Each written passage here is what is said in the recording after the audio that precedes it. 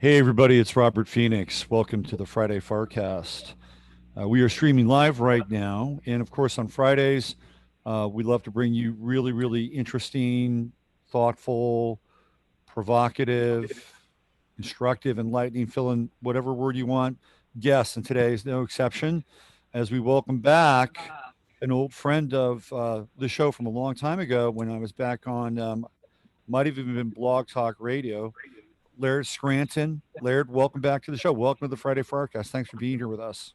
Hey, Robert. Thanks a lot for inviting me to come on. I appreciate it. It has Yeah, been a while. it, I think it was probably around 2013, and you and I were talking a little bit before the start of the show that I got connected to you through John Anthony West, whom Right. I that was an interview I did with him. It's like one of my favorite interviews of all time.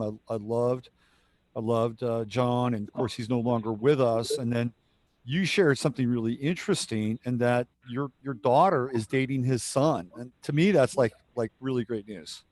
Yes, actually, they met in his hospital room. She was working as a nurse in the hospital that he spent his last months in.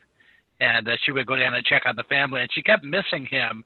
She met his mother, John's wife, Celesta, and John's daughter, Zoe, and Zoe's boyfriend at the time, but finally met Zeke. And it was like lightning striking, I guess. They've been together ever since. Well, in sort of my perfect world, they go beyond the dating stage and they create this unit of like super researchers and explorers, right? Like the Yes. next wave, and that would be a wonderful thing if that's what they're into. Let's get into your work a little bit. Of course, you've written a number of books. You're a deep researcher. You're a cosmologist. Everything from Velikovsky and the pyramids to the Dogon. We're going to talk about the Dogon today. Here's a list of a few of Laird's works. The Science of the Dogon. That came out in 2006. Sacred Symbols of the Dogon, 2007. The Cosmological Origins of Myth and Symbol, that came out in 2010. The Velikovsky Heresies, work based on Immanuel Velikovsky, 2012. China's cosmological prehistory. I'd love to talk to you about that sometime. That would be super interesting. Point of origin, the mystery of Skara Brae, which has to do with the Faroe Islands, Faroese, this whole very interesting language connected with the people of the Faroe Islands. Maybe we could touch on that a little bit. And we've got Decoding the Maori. That came out in 2018. Did that get published, Laird? Yep, that's been published, and there's been a follow-on book after that that'll be out in July. It's called Primal Wisdom of the Ancients, due July 19th, I think. The Maori book has been out. It's an interesting connection into the tradition that I wasn't really expecting. I learned about it very early in my process. I could have written that book or started writing that book right after my first book. But I'm very glad I didn't, because I learned so much more over the intervening years. I wasn't really qualified to write it in the first place, but very interesting group in their Polynesian tradition. Right, right. And if there's a connection with the Dogon, I'm sure we might even be able to touch on that. I just want to give people just a really brief kind of. I gave them a list entitled "The Books." Most of the books here, if not all. But could you give folks kind of a kind of an arc, like a personal arc of, what got you interested in these various mythologies, cosmologies, symbolism, language, and then ultimately, what keeps you going? The novelty, the sense of exploration. So let's just take a little brief look at your path. Okay, well, my entry point to ancient studies was through a modern African tribe you mentioned called the Dogon. This is a modern primitive culture that exists in Mali, in the sort of the northwest hump of Africa. And the thing that interested me was they seemed to know some things about astronomy that they really shouldn't know if they didn't have, without access to telescopes.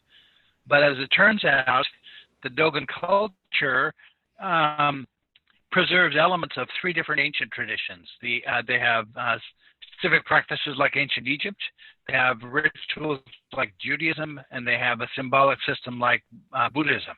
And so it turns out to be a very good entry point to try to do comparative studies between these ancient cultures. Basically, what I do is I try to learn more about the original meanings of symbols and myths and ancient creation themes by comparing how different cultures understood the same word or concept or myth. And so I've sort of followed a process, a geographical progression with my books from Africa to Egypt to India to Tibet and China to ancient Turkey, then sort of unexpectedly over to northern Scotland, which also connects, and then really unexpectedly from Scotland to New Zealand, which also connects. But this is the system of archetypes that Jung was talking about, and a really interesting process to try to discover what some of the original intention was behind this. I think.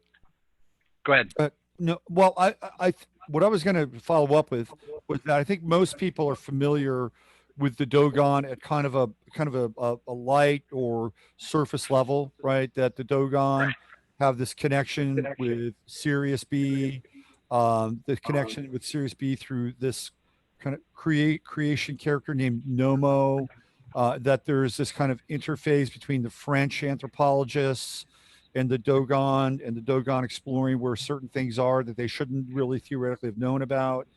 Right. That's where I think a lot of people kind of get into this thing and this idea of Nomo and the Dogon. But obviously it goes much, much deeper than that. Can we start there at that kind of entry point for folks? Sure. Robert Temple, who's a British author, wrote a book that was published in 1975 called The Sirius Mystery. And the issue was, how was it that this little African tribe understood that the brightest star in the night sky, which is Sirius, isn't just one star, it's a couple of stars. They knew about a second star that is very dark and very dense. It's a dwarf star. They knew the correct orbital period for the two stars together. And they knew this despite the fact that you can't see the dark star because it sits in the glare of the bright star that's like the sun. And so the question was, how was it that they could possibly know about this? Now, Temple ended up writing before there was access to an English language version of the anthropological study of the Dogon tribe. There were some French anthropologists who went in every year for 30 years to document the Dogon tradition. So Temple's view on this was that the reason that the stars of Sirius were so important to the Dogon is because their mythical teachers who they say brought them this knowledge about the stars had come from there. When you get deeper into the actual details of what the Dogon are saying, that doesn't look to me like it's the case. There's a more complicated thing going on than just typical sci-fi aliens coming from another star. Sirius is important to the culture, but for some other complicated reasons. Mm-hmm. But that's just the tip of the iceberg of what the Dogon know in terms of scientifically based. The Dogon say that they are describing, their symbolic system describes how matter was formed by their creator God. And they go into very great detail about what the stages of that were. They describe the different stages, and they include drawings to represent the stages. And it's all science. You can, in my first book is basically side-by-side comparisons of what the Dogon are saying to what people like Brian Greene and Stephen Hawking say.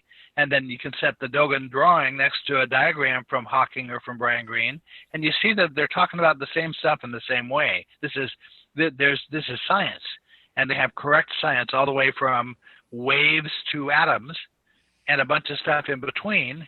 And then even more interestingly, they talk about things that go deeper than that, things that Brian Greene and Stephen Hawking don't talk about how is it that a wave collapses and turns into a particle. Mm-hmm. There's no book from Stephen Hawking that tells you how that happens. Mm-hmm. So it's a really interesting body of work, a very deep body of work to try to explore, and it connects to all these ancient traditions, connects to ancient Egypt, Buddhism, Hinduism, ancient Norse mythology, all the classical ancient mythologies. Interesting.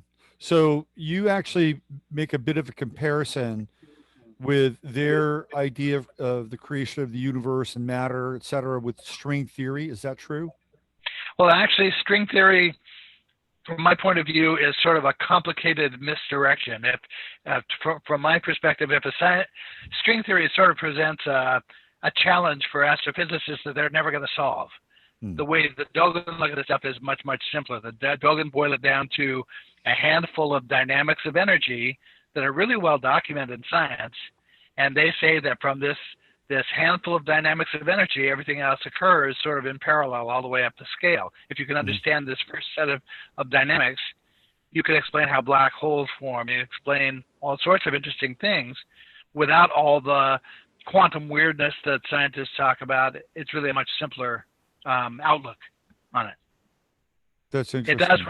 It does relate to a version of string theory called torsion theory, but I actually see torsion theory and string theory as being sort of a misdirection. There's a much simpler way to look at this stuff. One of the problems is Einstein frames time as the fourth dimension. If instead you consider time to be the first dimension, and when you think about it, nothing can really happen without time. There's no moment in which a thing can happen if you don't have time first. Once you make that little shift and conceptualize time as being the first dimension, then all sorts of things simplify and play out a lot easier. That's interesting. Well, we've certainly been in a time of non-time, or so it seems, with the shutdown of most of the Western world, and then abruptly thrown into a very new time based on a whole different series of events and actions that are beginning to play out. And I have some thoughts about that, but I'm not going to get into that right now. What I do want to get into, though, is the application of some of these ideas and theories and cosmological understanding in the everyday life of the Dogon. How did they actually apply what they intuited, understood, and knew? Well, the system is really interestingly designed. The book that I have about to come out focuses on sort of the academic choices that somebody made to put the system together, because there's intention behind a lot of this stuff, and you can, when you pay attention to what that is, you can see the hand of a teacher, a very good teacher involved. The science is intertwined with every aspect of Dogon life, from the way they weave a cloth to the way they plow a field, the way they build their house, the way they organize their villages, the kinds of clothing they wear, so that pretty much every act of Dogon life reinforces this teaching about science. And it's not just science. It's sort of a civilizing plan intermingled with the science. So the conception is based on a philosophy that comes out of India called Samkhya. This is a companion to yoga. People are probably familiar with yoga. They aren't really familiar with Samkhya. But the mindset is that we have a cycle of energy between a non-material and a material universe, and that cycle runs about around about 25,000 years. This is the Yuga cycle of Buddhism. And so the Buddhists divided up into two half cycles, one called descending and the other called ascending. So each of those half cycles is about 13,000 years, or a little between 12 and 13,000.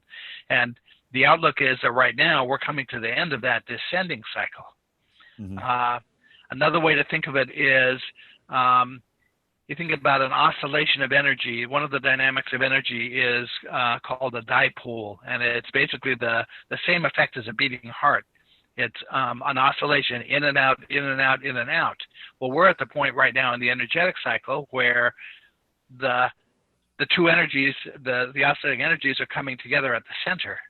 And the idea is there is a period of time there where that energy appears to sit still, the same way that when the sun reaches its solstice point, it seems to stand still for a couple of days before it reverses itself. That's sort of the stage of the energy that we're at right now. And so all sorts of interesting things happen. Stephen Hawking said that there's a question about whether time is symmetrical or not. The concept is called chirality.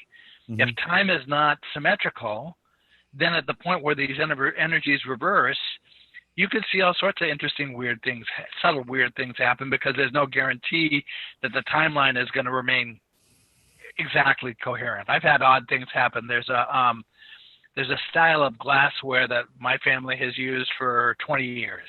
Mm-hmm. It's a straight stem, tall glassware from the Strauss company, and the glasses are a little bit fragile, so we occasionally break one, and we keep extra ones on hand just as replacements. Well, we were getting low on the replacements and ordered another box of the glasses, and when they arrived, we took it out of the box, and my wife and I both said at the same moment, look, they changed the design of the glass. This is no longer just a straight stem glass. There's a flare at the bottom you can see that was never there before. We've never noticed before. And so we decided to pull out one of the old glasses to compare to it. And the old glass suddenly has the same flare. And even the one we have down in the box, the basement has the same flare. Yep. So Steve is going to come on in about half an hour, and he's going to jump in on the some Kaya piece, and we're going to go play with that a little bit. I'm really interested in this time thing because you're not the only person that is bringing this up. There's a fellow who follows the show, and very interesting fellow, by the way, has a very interesting background. I don't want to get into it, but he was mowing his lawn a couple of weeks ago, and all of a sudden he saw something that had never been on his lawn before. It was actually a sign that was connected to the city, like some kind of minor yield ahead, or I don't know, what it was specifically, but the sign had the appearance of not being a new sign. Like it had been there, and he'd been mowing that lawn for years, and he asked his wife and he asked his kids, and none of them remember that sign. Okay. Right. So Laird, what is going on here? I think we're seeing subtle timeline shifts. We saw signs of it, my wife and I, years ago. In the 1980s, we had a favorite Neil Young live performance called Live in Berlin that we loved. And we liked it so much, we had several different copies of it. We had a couple of VHS copies. We had copies made to cassette tapes at the time. Several different versions of it around. One day, all those disappeared. We couldn't find any one of them. When you went online to search for the concert, there was no record of it. You couldn't find any mention of it anywhere. Amazon didn't have copies of it. No site was saying that it even existed. You couldn't order a copy. About a decade later, it suddenly turned up again. We still haven't found the copies we had, but suddenly you could order it again online, and now we have copies of it again that doesn't seem to be holding in place. But just weird stuff. This is, I think also connected to the Mandela effect. I don't know how many times in my timeline Mickey Rooney died. I must have been told 5 different times over the course of 20 years that Mickey Rooney was dead, and yet he never was. Wallace Shawn from The Princess Bride. My dinner with Andre. Yeah. Yeah, I remember news coming out about him dying, and yet he's alive. Mm-hmm. This kind of stuff happens all the time where you're absolutely convinced. I remember a timeline where Alan Rickman was married to I'm trying to remember her name, the Harry Potter actress who played the divining teacher, Emma Thompson. Emma Thompson, right. Okay. Now, in the present timeline, they were only ever just friends, but I remember interviews on news magazines they came out with. There was a play they were in together, and it was a big deal that the married couple who had never acted together were suddenly going to act together. And now the timeline says, no, she was never married to Alan Rickman. She was married to someone else, Kenneth Branagh. Well, that's the timeline I remember, the Kenneth Branagh timeline. And I've always known her to be married with Kenneth Branagh. So there's just all this is high strange. It comes down to, because memory is such that it's very easy to misremember something. But when you have a group of people who all remember, another example, my wife and I both remember an ending to the children's book, Horton Hears a Who. Mm-hmm. I don't know if you ever read that book as a kid, but we each read it independently of each other, and we both remember the way that it ends is, okay, you remember the story of Horton Hears a Who is there's a scientist sitting in his laboratory who sees a speck of dust float by, and a sorry, an elephant who sees a speck of dust float by. The scientist is a different timeline, Laird. Right. An elephant who is Horton, who sees a speck of dust float by, and he hears a little voice crying out for help from the dust, and he pursues it and realizes there's an entire community on this dust speck. Well, we remember the book ending when a tiny scientist on that dust speck is sitting in his laboratory, and another speck of dust passed by him, and he hears a little voice say, "Help." It was a very interesting ending to the book for us. Right. The current book doesn't end that way at all. It's just a sort of a non-specific ending to the current book. It's a person to person, no matter how small, but no ironic attempt at an ending. Right. That kind of stuff. Right. Okay, so let me throw a few things at you. Like why is this happening? Why are people experiencing this Mandela effect? Is it having to do with this new causal relationship with so-called time, the 0 point that you're talking about? Or could there be other factors, like say, for instance, something like CERN, which might be actually doing a very different thing with the temporal field, maybe things that we don't understand or completely know about. Where do you chime in on this? Well, Sir Wallace Budge, who compiled the Egyptian hieroglyphic dictionary back in the early 1900s, defines a class of beings in Egyptian culture whose job it was to protect the timeline, to guard the timeline. Mm-hmm. So clearly there were an Egyptian idea that the timeline is not a sacrosanct thing, that there is a potential for changes to be made in it, and that someone somewhere is taking active charge of trying to keep that from happening. So that's my first entry point, is that I'm not crazy. The ancient Egyptians thought this kind of thing might happen too, and they actually conceived of a class of beings whose job it was to make sure it didn't happen. Stephen Hawking's point of view on it was that because energies do reverse, and because, in the concept of energies that I'm working with the Dogon are the arrow of time that we experience in the material world is a byproduct of the way energy works. Spinning energy evokes vectors, and our timeline is one of those vectors. But it also works like an oscillation, so the energy comes together and moves apart. Hawking says that if through that process of reversing, time is not a symmetrical function, that there can be little differences when it reverses.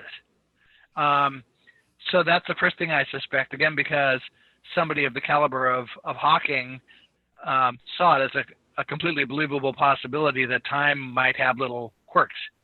Mm-hmm. Go ahead. No, you finish your thought. No, it just a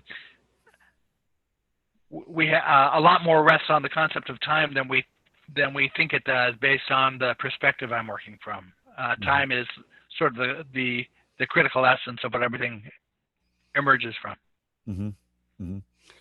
I just ran across something a couple days ago, and I don't know if this is true or not, because there's some interesting little factoids that are part of the story.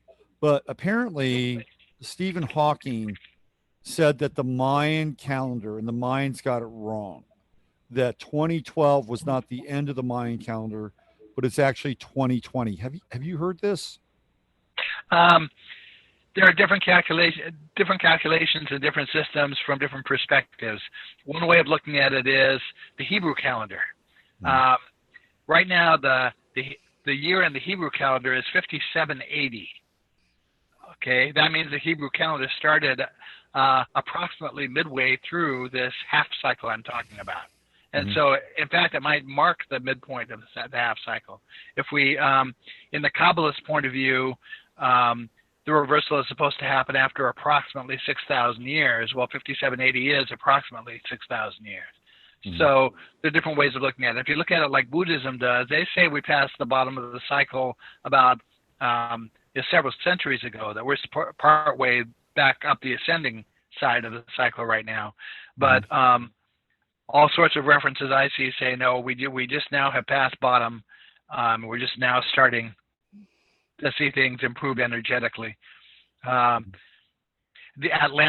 perspective of Atlantis was that it its end came at the end point of one of these cycles, the end point of the last ascending cycle. So 13,000 years ago, roughly, is when Atlantis supposedly came to the end. And all sorts of very odd things happened in that culture. You had a culture that had been held up as the most moral of societies, suddenly turning to immorality. They were launching unprovoked attacks against other countries. They tried to take over the Mediterranean, according to Plato. All sorts of odd things going on at the end of a half cycle. So that may be contributing to a lot of what we see right now. These are very crazy times by anybody's standards. So what is going on with the sun with all of this? Because I feel like the sun is a player, and that this is not the same sun that I remember when I was in my teens in the 1970s. That was more of kind of a golden, warm sun. The sun that we see now tends, in my estimation, to be very white, very bright, very hot. Right. And what kind of transmissions is the sun sort of broadcasting to the planet? Is it literally driving people crazy? Right? There's something going on here with the quality of the light, the intensity of the light, the spectrum of light. Something is different. Have you checked into this at all? Well, there are definitely weird energetic things going on, but I carry it a step beyond the sun. The sun is sort of a consequence. What's happening with the sun is a consequence, the same way that what's happening with the Earth is a consequence. The Dogon recognize that there's a larger structure out there. They call it the Chariot of Orion, and you have to go through sort of a complicated process to get at what they're talking about. But what it boils down to is that there is a spiraling birthplace of stars that we can't visualize because the light is too dim. It centers on the belt stars of Orion. It's called Barnard's Loop. And when you image it using time-lapse photography, it looks like the wheel of a chariot that Orion the Hunter is standing in. And that's where our solar system came from. That's where the Sirius solar system came from. As a matter of fact, it looks like the event that created the dwarf star for Sirius may have also created Barnard's Loop. But that spiral rotates, and as it rotates, the ancient outlook is that periodically it causes what they're trying to describe is a reversal or a turning over, and the image they use to convey that is the idea of a capsizing boat. My book on Scarab Ray the working title was The Overthrown Boat or The Overturned Boat. This is the image that is coming forward. So as that spiral turns, from my point of view, it's responsible for the Yuga cycle effect we're seeing, and it's also responsible for these weird energetics we're coming up with. You notice the fluctuations in the Earth's magnetic field right now are very strange. Mm-hmm. But if you look at a picture of the northern hemisphere, the Americas together, North and South America together, you'll notice large indentations at the Gulf of Mexico, at Hudson's Bay, and you notice the position of where the pole is right now. There are reasons to think that every 5,000 years or so, there's a change in the tilt of the axis of the Earth, and those indentations are created because a different section of the Earth is sitting at the pole for a period of time, long enough for an ice cap to build up and create that indentation. Right now, we have the magnetic pole moving towards Siberia, in that same general trend of direction, the same general trend of distance. It looks to me as if we're on the verge of, when the magnetic pole reverses, that it's possible that there'll be a rolling of the planet that will shift where the pole sits. Mm-hmm. Now, one of the indications of that is down in Peru, they have a glacier that has melted enough that they can see that at the very edge of the glacier there's plant life that was frozen alive. Mm. That when it melts, they can see the plant is intact; it's been preserved. Mm-hmm. But the only way that happens is if the plant, when it was frozen, never ever unfroze again. Mm-hmm. You have similar things in Siberia where you have, I'm sure you know about the mastodons that were frozen with their last meal undigested in their stomach. That's how fast the freezing has to happen. They didn't have time to digest that last meal. Right. And you have discussion of this all over the planet. The Chinese talk about the time when the sun's position changed. The Egyptians say there were 3 times in their memory when the sun rose where it formerly set. Mm-hmm. You have Native American cultures talking about times when the stars fell or the sky fell. Mm-hmm. Right. I've actually read some literature, some of it coming out of Africa. I forget which tribe, but also kind of pre-Roman period where there is literature, and they describe a sky without a moon. Have you gone down that path at all, by any chance? No, I haven't done any research of sky without a moon. I know that there's no possibility of life on the Earth without a moon. Mm-hmm. If the moon wasn't causing the tidal action of the oceans, we wouldn't have life on the planet. Right. So the moon has to go back as far as we can track life, basically. Mm-hmm. Otherwise, we wouldn't have had it. I don't think anybody has a handle on what the moon is or how it was actually created. The couple of theories they have for its formation have problems, contradictions they bump into about, no, it couldn't have formed that way, it must have formed some other way. What kind of role, let's bring this back to the Dogon, what kind of role does the moon play in the Dogon cosmology? Okay, and the Dogon cosmology rests on the Samkhya cosmology, which is better explicated in some ways. The Dogon go into more scientific detail, Samkhya goes into more description. But symbolically in this tradition, the moon is considered to be feminine, so it's associated with non-materiality. The sun is considered to be masculine, it's associated with materiality. They become metaphors for the 2 energies that come together that cause all the processes that create matter and create life. Mm-hmm. So the moon itself, beyond playing that symbolic role, isn't really a focus of the Dogon culture. The sun isn't really either, except as an icon for materiality. It's only in Egypt where modern researchers believe that the Egyptians worshiped the sun. I don't see that that's true. The sun glyph in China and in Egypt was originally a circle with a dot in the center of it, and that is the geometry of something called angular momentum. It's a dynamic of energy. It's the dynamic of spinning energy, and that's where everything starts in terms of material creation.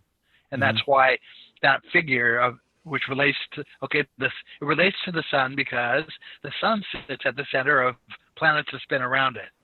So we have an example of spinning energy right in front of us. We're sitting on a planet that's spinning around the sun. So mm-hmm. that draws our attention to that dynamic. We're talking about the possibility of changes in the tilt of the axis of the Earth. I actually came across some things this week that objectively show that it has happened. You have in Malta, in the Mediterranean, you have 3 sets of temples that were each rebuilt 2 times. So there are 3 sets of temples in each of these 3 clusters, and they all have parallel eras to each other. The purpose of these structures was to track the motions of the sun from solstice to solstice. These structures served like cameras. They were built like the lens of a camera to focus the sun's rays on the back wall of the temple, so that you could mark day by day the sun's movement. You could count the number of days from solstice to solstice, basically. Mm-hmm. Mm-hmm. Now, those temples only work if they're aligned to the equinox, and if the opening to the temple is the right angle of opening. Right. If you're going to build one of these at the equator right now, it would have to have a 23.5 degree opening, because that's what the tilt of the axis of the Earth is. As you move north from there, the angle has to get more and more. There's one that still works on Malta that has a 28 degree angle right now. Mm-hmm. The problem is that the older temples were built to a much smaller angle. Now, the only reason you build a temple like that is to observe this effect, and it doesn't work if you don't have the right angle. So the temples are all saying somewhere back in a few thousand years back, the tilt of the angle of the Earth was only about 15 degrees, not 23.5 degrees. Mm-hmm. Mm. And they show the temples reflect 2 changes in that up to the moment, and we're due for another one. Yeah, feels about right. When I was in college, I studied ancient Egyptian language and literature for a semester, and I learned quite a bit actually. Not like at any high or proficient level, but I learned a few things. And one of the things that came across my screen was there was a young gal who was in the class who spoke Russian. She was studying Russian, and she noticed these interesting connections between the glyphs and Cyrillic and the Russian language. Have you made any connection in that area at all? I haven't studied it, but it's perfectly reasonable to me that there could be connections. We have direct comparability between Egyptian hieroglyphics in their original form and Chinese hieroglyphics in their original form. There are words that are formulated exactly the same way in both languages. Mm-hmm. So this system of drawings, which for the Dogon are just cosmological drawings, they're not actually glyphs yet, but they have to refer to the same concepts. This system was communicated widely to a bunch of different groups back in ancient times, about 3000 BC, at around the time these hieroglyphic languages were being created. So I fully expect to find similarities, especially in the older languages and in the languages that are closer to the hieroglyphs than English is. Mm-hmm. Mm-hmm. I loved my teacher. She was fantastic, great teacher. But I ran across this book by this guy named Lubsch de Schwaller, and I started reading it. And I told her about this book, and she was aghast with horror that I was reading Lubsch de Schwaller. Why was she so freaked out about this author? Well, this was one of John Anthony West's main focuses, Gurdjieff and Schwaller de Lubitz. That's his name, yeah. Yeah, Schwaller de Lubitz is considered to be the original Egyptian symbolist, and he was the one who noticed that the temple at Luxor was meant to represent the body of a man or a body of a person. Mm-hmm. That's interesting to me because the idea of structures representing the human body ties right into the Dogon tradition and right into the Skara Brae tradition. Every house at Skara Brae, the original houses were all built to a plan that the Dogon say represents the body of a sleeping woman. That's the same concept that exists at Malta. The famous sleeping goddess of Malta was discovered in a set of caves or a set of halls, underground halls on Malta. So this is a key theme of the tradition. Mm-hmm. And Schwaller is the one who promoted that for ancient Egypt, and that was sort of John's entry point into ancient Egyptian studies with Schwaller de Lubitz. Yeah, Miriam Bernstein, my professor, was like, "Stay away from that stuff. It's like toxic." It was like, I still read some of it, and it might have been a little bit above my head at that time, but I was very interested in it. So we know that Nomo is a creator character that shows up in the Dogon cosmology. Are there any other characters in that cosmology that we should be aware of and play various roles in their culture? Yes. Now, this is part of the book that I have coming out in July. Certain concepts like that dynamic of energy you can represent graphically, and so a symbol is perfect. A circle with a dot in the middle of it represents the dynamic of spinning energy. You're done. Mm-hmm. There are other concepts, though, that are processes that you can't get at with just a single drawing. And so the original, based on how the Dogon used these myths, the original purpose of myth was to anthropomorphize the concepts and let the characters act out what the scientific structures do. So there's a character in Dogon mythology named Ogo. In Egypt, it's Aakhu, which is Ogo plays the role of light in the Dogon myths, and Aakhu, Aku, is the god of light in ancient Egypt. It's also the concept of light in Egypt. Isn't there a character named Ogun from the Yoruba tradition as well? Yeah, I think there is, and the Yorubas and the Bambaras and a number of the other tribes share a common cosmology with the Dogon. The Dagara have the same cosmology. There are a number of different tribes down there who have common language and common mythological background. I think Ogun is the god of iron in the Yoruba tradition, if I'm not mistaken. Now, one of the things that Ogo does is he measures out the universe in 8 billion steps.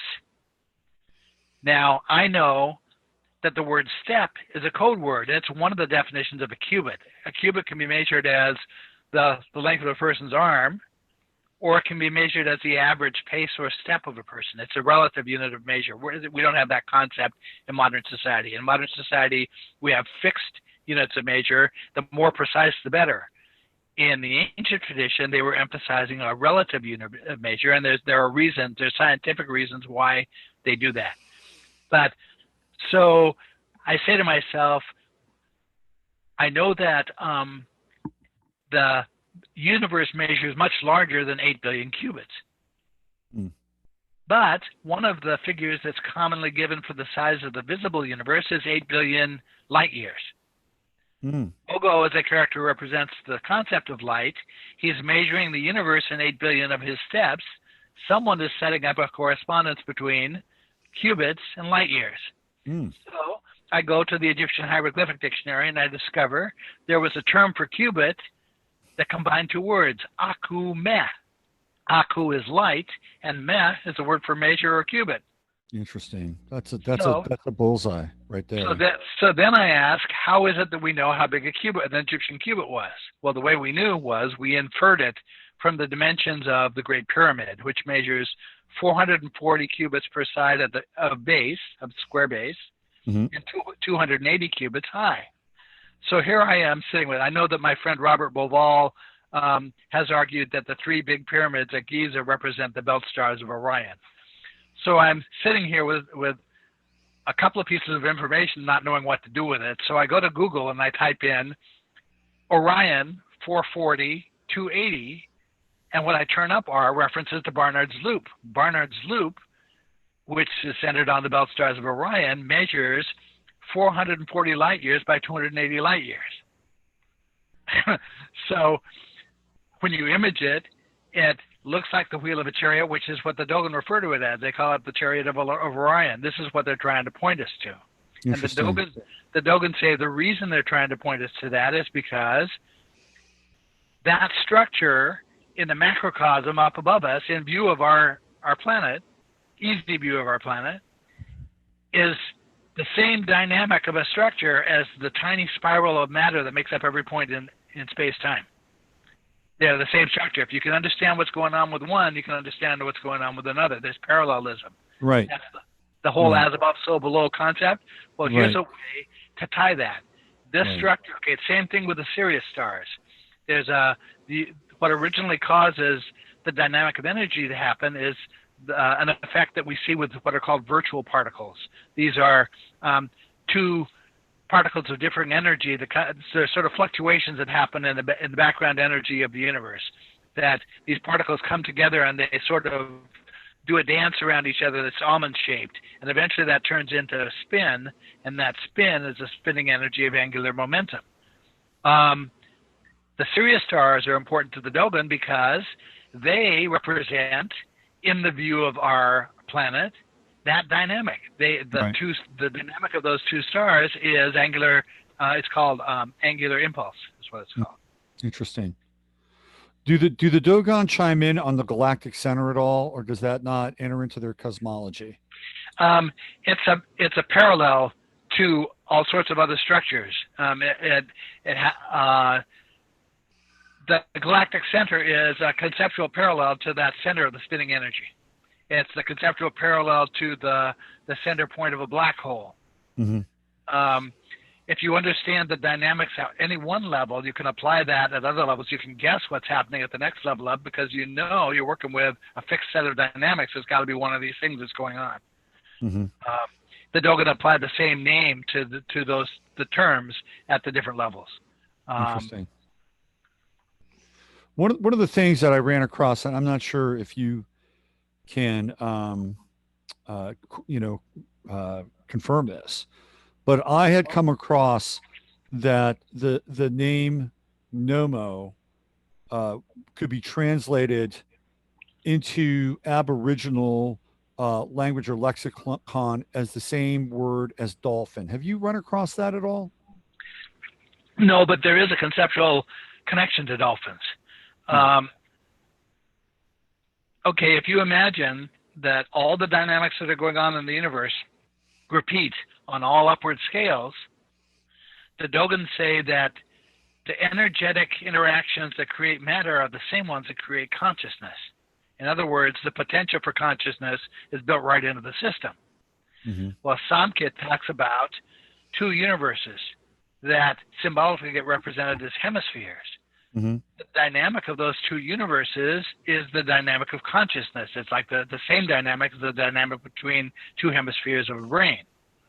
But it doesn't work the same way as our brain works. It works the same way as a dolphin brain works. A good way to explain that is you might wonder why a dolphin doesn't drown when it sleeps. You might ask, do dolphins even have to sleep? How can an animal that's living in water that has to breathe air ever sleep? Well, the way it sleeps is it has something called unihemispheric sleep. One half of its brain goes to sleep while the other half stays awake. Wow. And then they reverse themselves. The other half goes to sleep and the other half stays awake. That's the dynamic of the Yuga cycle with the two universes. That one of the universes is essentially falling asleep while the other one is waking up. That symbolism is explicit in the ancient tradition, that the non-material universe is compared to a sleeping goddess, and material creation is compared to the process of awakening.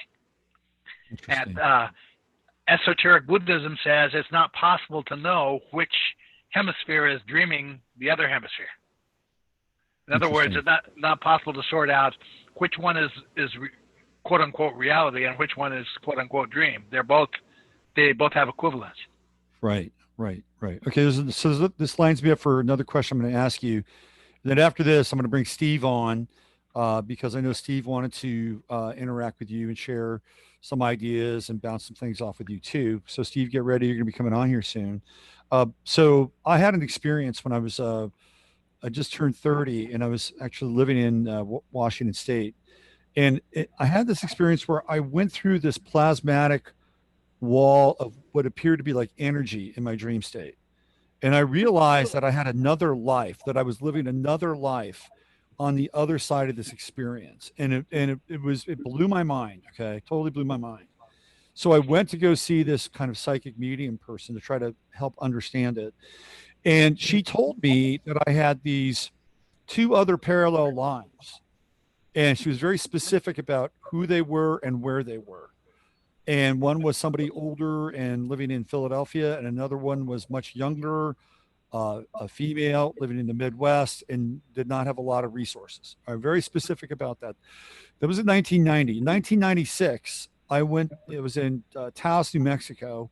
I was at this event where this woman was, theoretically reading these Akashic records. Okay. And I raised my hand because I'd had this experience about 3 days before where I was reading one of the Montauk books, one of Peter Moon's Montauk books. And I was reading about and I already read the book, I was rereading it again. Of course, I came upon the section of when the Philadelphia experiment happens. And I realized that the day that it happened is the day that I'm actually reading the book, right? So I asked her about the significance of this moment. She goes right into this thing about these two parallel lives. And she talks about them very specifically in the same way that this other woman did. And it blew my freaking mind. Right. Blew my mind. Okay. Right. Because now I'm having confirmation from two different people, basically 6 years apart. And I know that they weren't talking to each other, trying to figure this thing out. So now I'm getting this validation of this concept of parallel lives. Right. And I wanted to ask you about parallel lives, parallel time, parallel Earth. Have you ever experienced it? What are your thoughts on it? Okay. Talking about two universes, one non-material and one material. There's a dynamic that happens across the boundary between those two universes that we think about in terms of unity and multiplicity, as unity and multiplicity. Non-materiality is associated with unity. The material universe is associated with multiplicity. The best example of that, the most familiar example of that, is what happens to white light when you pass it through a crystal. that you can create a rainbow. Right. That dynamic of white light creating 7 separate colors within a spectrum is characteristic of anything that crosses that boundary from non-materiality to materiality. Now, according to the Dogon, everything that's essential to life or existence actually resides on the non-material side, not the material side. Even down to these cosmological concepts I explore, they express themselves in the ancient cultures in clusters of meanings, not single meanings. And that's one of the ways that I can correlate things between cultures and different languages, is that the concept associates with a cluster of meanings that holds true from language to language to language to language. It can't be a coincidence. It's not a linguistic analysis, it's a cosmological analysis. Now, if that's the dynamic of the way things work, and we imagine that the essential roots of life exist on the non-material side, not the material side, then when that passes across the boundary from non-materiality to materiality, we would expect it to split. Right. Okay, the same thing happens with sound. A tone becomes 7 tones of a musical scale. There are lots of other examples. It happens with UFO encounters. I've discovered that, reading through study after study, there were psychiatrists, John Mack and Bud Hopkins, who studied UFO experiencers and recorded their experiences.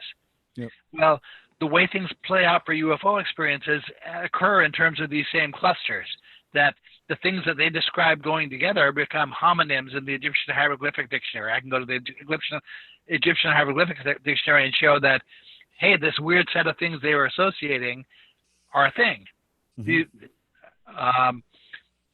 Same thing happens with dreams, as you're talking about, that it's symbolism that appears in dreams plays out in terms of those same clusters, and you can get at what the root concept was being expressed in a dream by following what those clusters are. Where do they coincide in terms of phonetics, and then that brings you to what the meaning was.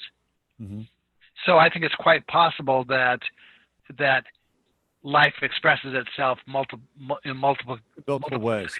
Right. Multiplicity. Yeah. Interesting. Well, why don't we bring Steve on, because I know that he wanted to talk with you about Samkhya and bring it into kind of a contemporary term or contemporary sort of context. So Steve, welcome back to the show. Hey, I hope I didn't steal too much of your material. That wasn't my intent, by the way. No, not at all. But we had to go there for the sake of discussion and narrative. No, it's perfect, and everybody's loving Laird and the topic. What really, I mean, and I've enjoyed your work for a long time, but what really got me was that the universes come into existence in pairs, like the hemispheres of the brain, and that mass, well, just like you say, the water cycle, from evaporation to the clouds to rain, that flow of forces in the hemispheres, I mean, in the universes, mass flows from one side to the other, right? And in the denser side, we get to the point where we can't remember that the other side is there. Now, right. And then on the ascending, or the more spiritual side, they get about a third of the way into it and realize the situation, and then they start to look for caretakers.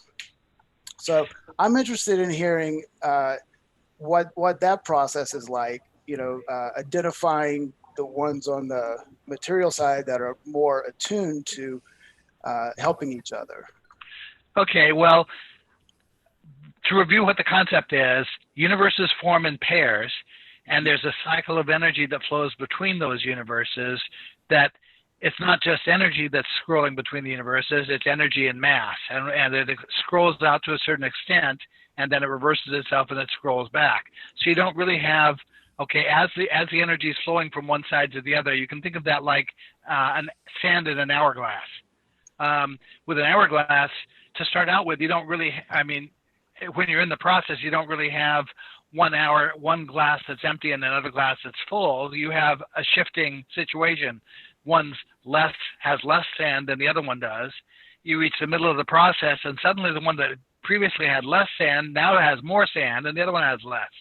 So this idea of non-material and material is a relative concept. But at the extreme of the cycle, what happens is, according to Samkhya, the non-material universe, when it's completely non-material, has perfect knowledge of everything because time runs infinitely quickly. How can I explain that? Einstein says that the more massive an object is, the slower time flows for it.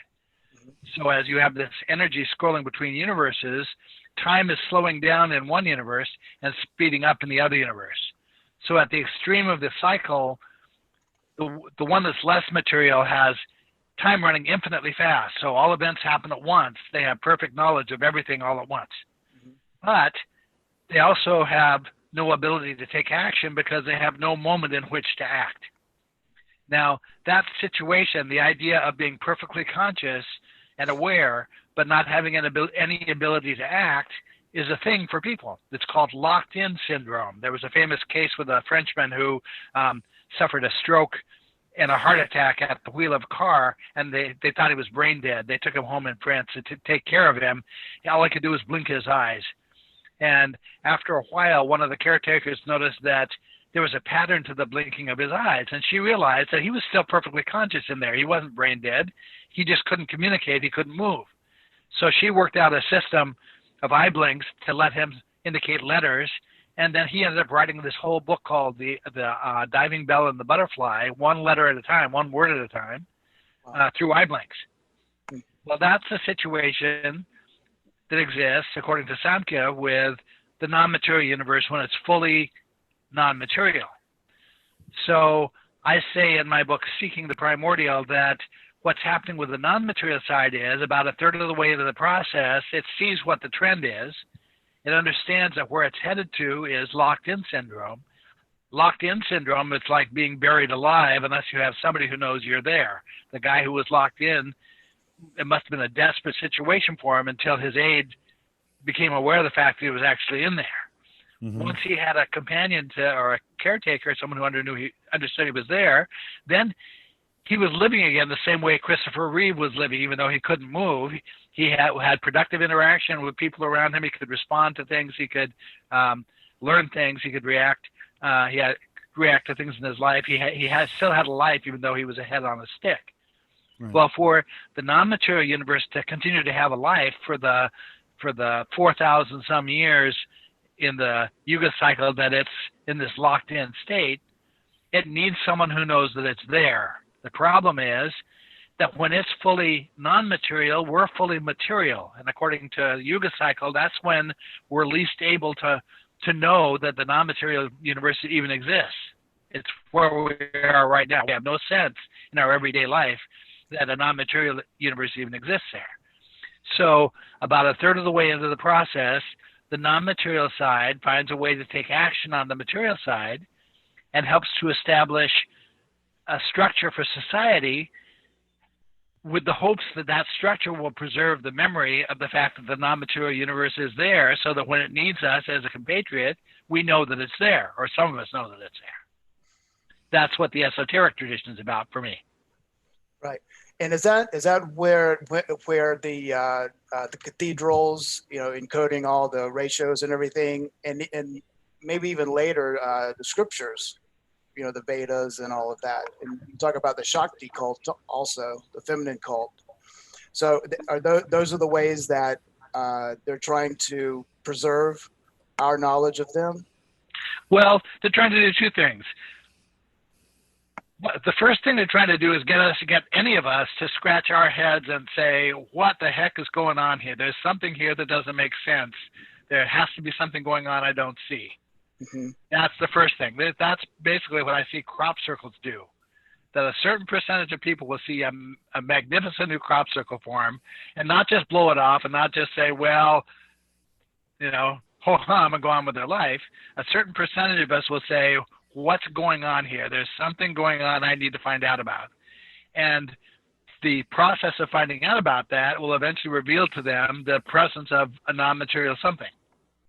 Now, the Dogon don't deify this non-material something. It's a consciousness the same as we are.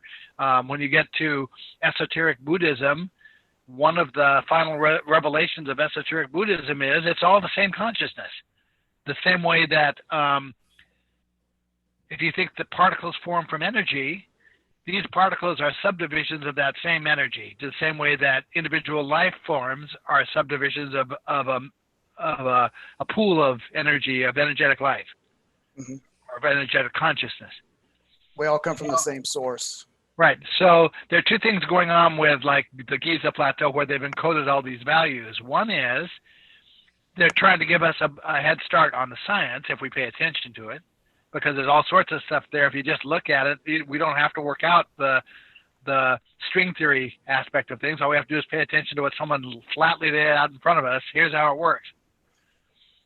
The second piece of it is to give us a reason to be convinced that there's an intelligence around that knows more than we do, that we need to be considering how does it work. Okay. So the Dogon system is that way. They design they presented a symbolic system that is correct from waves to atom. A person like me can educate myself and see they got it all right. All these stages are right. They drew it right. They described it right. But there is this other more essential piece of it that's even more, it's deeper concepts than waves to atom that I'm not in a position to directly validate, not scientifically confirmed to 5 decimal positions the way someone would want it to. But the fact that they had the other structure right from waves to atom should establish a credential for them. In other words, it should give me a reason to want to entertain the idea that the rest of it might be right. Right. Right. So we have a hierarchy here that is navigating us through this time. I'm wondering, have you thought that maybe there's a hierarchy in both hemispheres that are directing the flow back and forth, that it's not just all one or the other? Do you understand what I'm saying? I'm not sure if I understand you. Are you talking about a controlling hierarchy outside of the two, or? Well, no, more of the knowledge differential. Because we talk about the occult. They just there's a knowledge differential that the public isn't aware of. Not that they couldn't be, but right. Right. So so we know that dynamic is working here, but we're also coming through this bottleneck.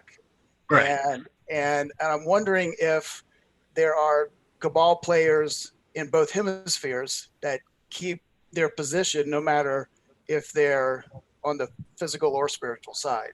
There are to a certain extent. Okay, first of all, if you think of this difference in time frame between the two universes, the same way we think of water pressure. Okay, you know that there's more pressure underwater than there is above the water. You know that the deeper you go into the water, the greater the pressure gets.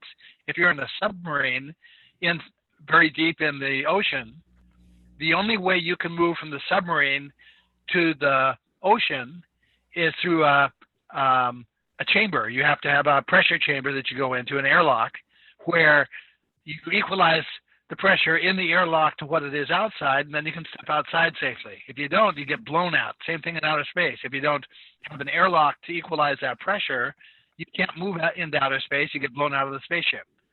Well, the way the cycle works, because it works like an hourglass, there's a point where there's as much sand in the top globe as there is in the bottom globe. And at that point, the time frames of the two universes should match. So theoretically, it should be possible to cross over between one and the other. Conceptually, that's the equinox point of the great year, if you think of this cycle as a year.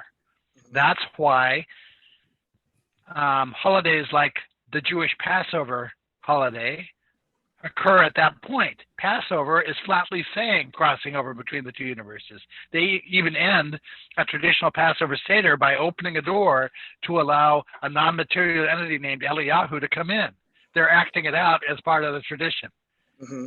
At the center point of that tradition, which is around 3600 BC, at the start of the Hebrew calendar, is the point at which it's a person is most able, or a consciousness would be most able to move from one side to the other. The Dogon say that's what their teachers did. Their teachers were originally non-material, but moved to the material frame and took action materially with us to teach us these things we needed to know. The reason they did that was because they needed us to know these things so that we would be equipped to be, some of us would be equipped to be caretakers for them when they couldn't act on their own. Right. And the covenant between the two universes is that when it's our turn to be locked in, that we will have done the same thing for them. We will have helped them find a way to remember that we're there so that they can take care of us. Right. Okay. Good. Great question, Steve. Thanks. That was Okay. a nice journey. And yeah, so there's, Laird, we could hang out with you for another couple hours and really dive into your mind and your experience, and just so rich. I wanted to thank you for joining us today. It's been a real pleasure to have you back. Well, it's great to talk to people who have their own insights into this stuff and have an overview of the concepts and have widely read in, different aspects of the mystery traditions. That's not always the case. So thanks. And I just found out you're a Pisces, born March 12th, right? Yeah, I'm a Pisces. That's right. Which is interesting. And also, the dolphin has sort of always been my avatar. I mean, yeah, I was kind of making that little connection there. It yes. made some sense. And by the way, as an astrologer, you have Neptune on your sun right now, so that would be a very interesting time for you as worlds begin to dissolve and merge together in your own life. So love to have you back again someday. Well, great. Thanks for the chat, and I'd be happy to come back anytime. And I the page that I have for you is your Simon & Schuster author page. Is that a good page to send people to? Yes, that or the Inner Traditions author page. There is a LairdScranton.com, but it was a fan site, and it's not maintained anymore. Somebody took the domain name and sort of tried to sell it back to me, maintenance of it back to me, and I said, forget it. I don't need a website that badly. People can find me on Facebook very easily. Right. So we'll make sure that those links to those various pages are here in the show if people want to find out more about your work. It's innertraditions.com is the website. Yeah, we'll make sure they get there. Once again, thank you, Laird, and you take good care, and we'll see you somewhere down the line, okay? Great. Thank you very much. Thank you. Okay. Have a Bye good day. for now. Let's see what we have here. There we go. All right. Steve, it is me and you now until what I removed Steve. Sorry. Steve, you got to come back. Sorry about that. Bye, Laird. There we go. Now it's just me. Steve, come on back. Apologize, buddy. I sent you into the other universe. Right? Come on back from that other universe. You got to get back in here. Yeah, these things happen. Sometimes a god makes the wrong click or something, and a whole world is created or uncreated. I guess even, not that I'm a deity or anything, but, maybe even gods have a kind of an oh fuck moment. It's like, oh fuck, I fucked up there. All right, let's see what happens. Oh shit. All right, I'll figure this thing out. See where it goes. So Steve, come on back. If you, let me just text him real quick here. Real fast. All right, hold on a second now.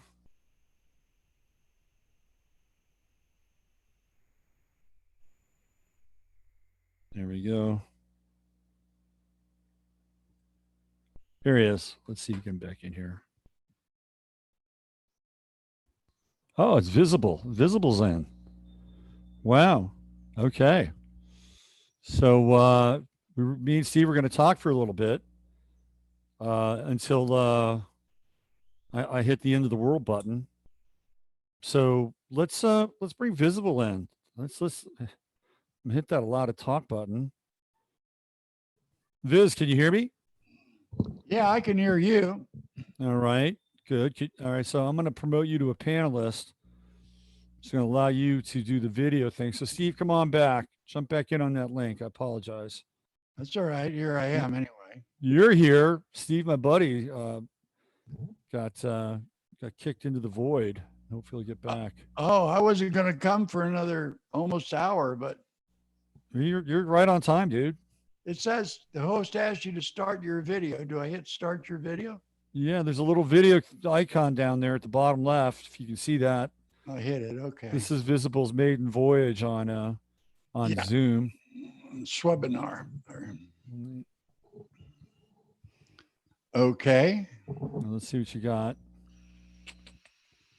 Let's see what you got. Let me Start video. Failed to start the video camera, please. Oh, hang on a minute.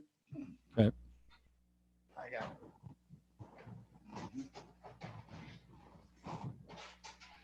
Okay, I see the problem.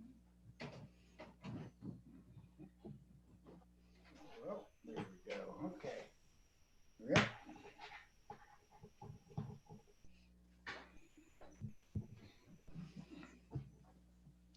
There you go. Okay. Fail to start. Selecting Well, if it doesn't start, we can just talk, man. If you have a challenge with the video, don't worry about it. We can just talk. I can throw your blog up there, and we can use that as an image. And okay. Live on. Okay. Control panel. Camera. Okay. I'm just going to go ahead and throw up this screen share right now, Okay. and people can view your latest blog entry over on Smoking Mirrors, one of the Oh, there I am. networks Okay, of now my sites. picture is on here on my camera. Let me see what we got here. Yeah, I'm not seeing it. Let me see. No, what we I'm got. seeing me on Oh, Logicam. I'll just shut that off now. okay. There we go.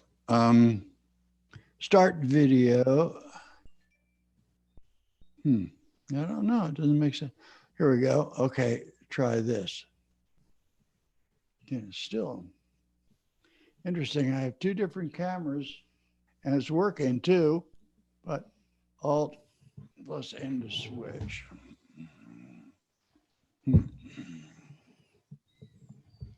Yeah, neither is coming through for whatever reason. So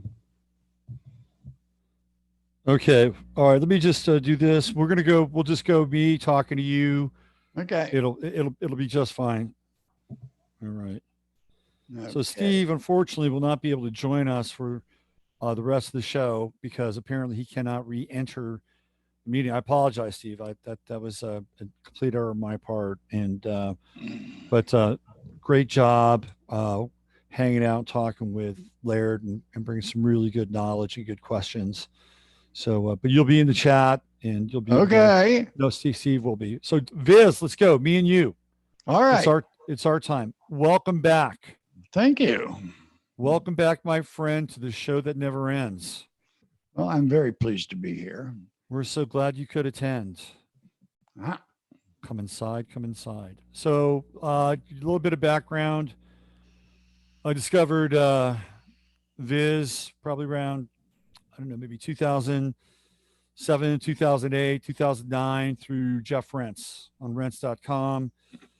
This is when Jeff was actually promoting some very interesting people like Viz and John Kaminsky, Henry Macau, and others, at which point at some point in time, Jeff started dropping people and not publishing they're very popular blogs, and Viz was one of them.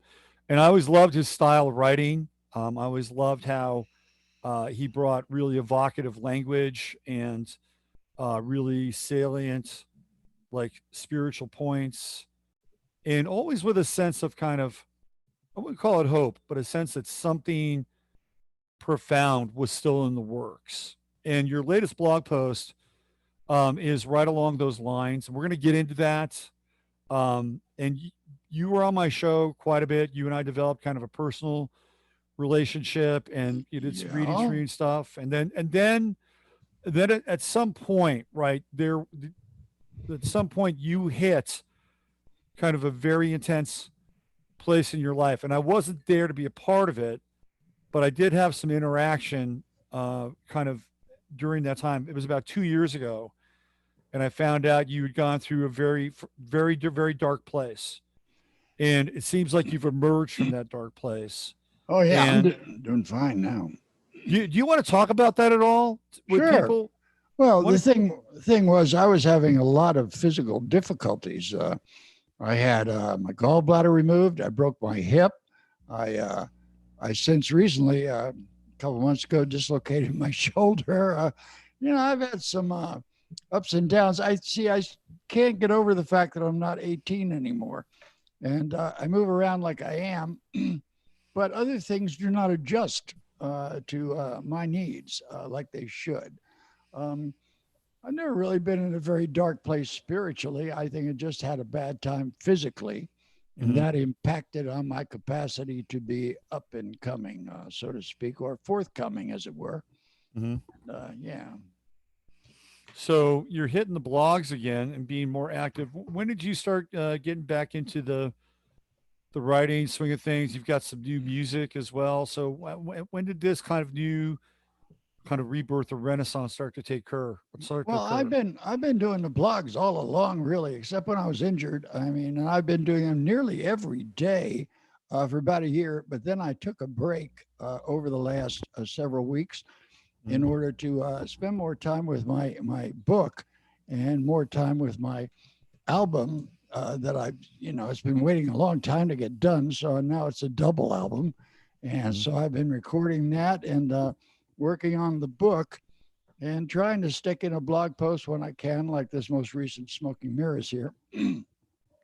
And mostly I just stay busy all the time, but God is the central focus of my existence. And so I pretty much spend all my time in internal conversations and working that angle, if it is an angle of existence, trying to get closer and closer to the source of that which precedes me and sinking back into that. And then hopefully having it move through me and hopefully not hindering it in the process of its attempt at moving through me, so to speak. I get it. Mr. Visible is a 29-degree Leo, and the 2017 eclipse happened right on your sun. The big eclipse in 2017, that was pretty much a direct hit on your Leo sun sign. Did you feel that eclipse at all by any chance, like 2017? Nah, I haven't felt much of any of those things since, let me see, first it was Y2K, nothing. Then there was 2012, nothing. There was the harmonic virgins. That was nothing. I assume they're still virgins as far as I'm concerned. And no, none of these kind of things. I remember that eclipse. I went into a private place to meditate during it, hopefully to lend, whatever energies I have to the greater good. But I didn't get much of anything. What I get something from is I meditate 4 times a day for between an hour, half an hour and an hour. And during those periods, I have some substantial experiences, and I've had some very, very dramatic events happen, which I hesitate to talk about publicly because they sound so outrageous. That how it is with people. If something isn't happening to them, then it can't possibly be real, okay? Because if it was real, it would be happening to them. But it's not happening to them, and it happened to me. And so there are a lot of people that resent that kind of thing. For whatever the reasons are, I don't know. Anytime I hear about something good like that happening for anybody, I'm over the moon. I'm very happy for anything positive happening in anyone's lives. Absolutely. Unless their life is negative to begin with, like, say, Georgie Soros or that. Isn't that interesting? Last names like Soros, like Sorrows. Yes, yes. Sorrows. I just made that connection as you kind of like went into fractal speech there. That's what I call him, little Georgie Soros. Soros, yeah. Because he goes around Soros. spreading sorrow everywhere he goes.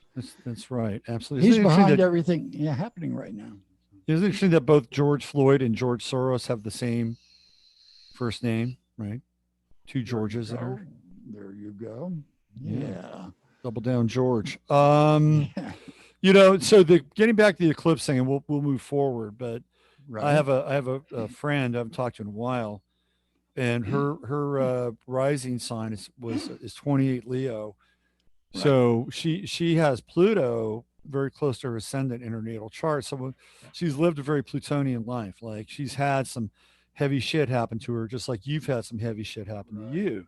So when I started working with her as a client, and I just asked her, I said, did anything happen to you around this eclipse? Because it would have happened right here in this very important part of your chart. She said no. And I thought that was quite interesting. And the reason I think that perhaps it didn't impact her and maybe didn't impact you in the same fashion is because her life had been kind of an eclipse. Like she had, gone through heavy duty addiction, lost her job, lost her family. She went through a bunch. So there you are. I got you on camera now. Yeah, I finally got it happening there. All right. So there you are. I never stop messing around until I am successful. That's one of my, virtues on the one hand and vices as far as other people are concerned, because I'm relentless and I won't stop until I succeed. That's good. That's a good. There he is. There he is. What's going on, man? Nice to see you. Yeah, you too. Looks like you've got some tarot images on the back wall there, right? Major Arcana, is that right? All 24 of them there. So let me give you a little run around here. Let me see. See, There they are. all of them done in the tableau format. So there's 7 across, and that's how they work anyway. And then over here, I got Guru Bawa, and then Babaji, and then over here, I got Yogananda, Sri Yukteswar, Lahiri Mahasaya, Ramakrishna, and Well, the gang's all there. Full gamut, as it were. Well, I refer to them all the time. I had something amazing happen to me a few months ago. What's that? Well, I was months ago. I was in years ago. I was in Italy, and I had this 6-week fugue state in which I wasn't even on the planet, and I got this angel, and her name was Gabrielle, and she kept speaking to me and talking to me, and she had this retinue of angels with her, and we were all interacting with the sun, Lord Vivaspan. And then I came back down into the real world and not much more of it. And then a couple of months ago, I was here. Oh, no. And at that point, then God showed up in my head, or his representative, because God does not communicate directly with human beings. He steps down the energy through transformers. Angels are transformers. But anyway, he showed up and he went, well, I'm here. And I said, okay. He said, no, I'm here. I said, yes. He said, but don't you remember? And I said, what? He says, well, that thing you're always quoting.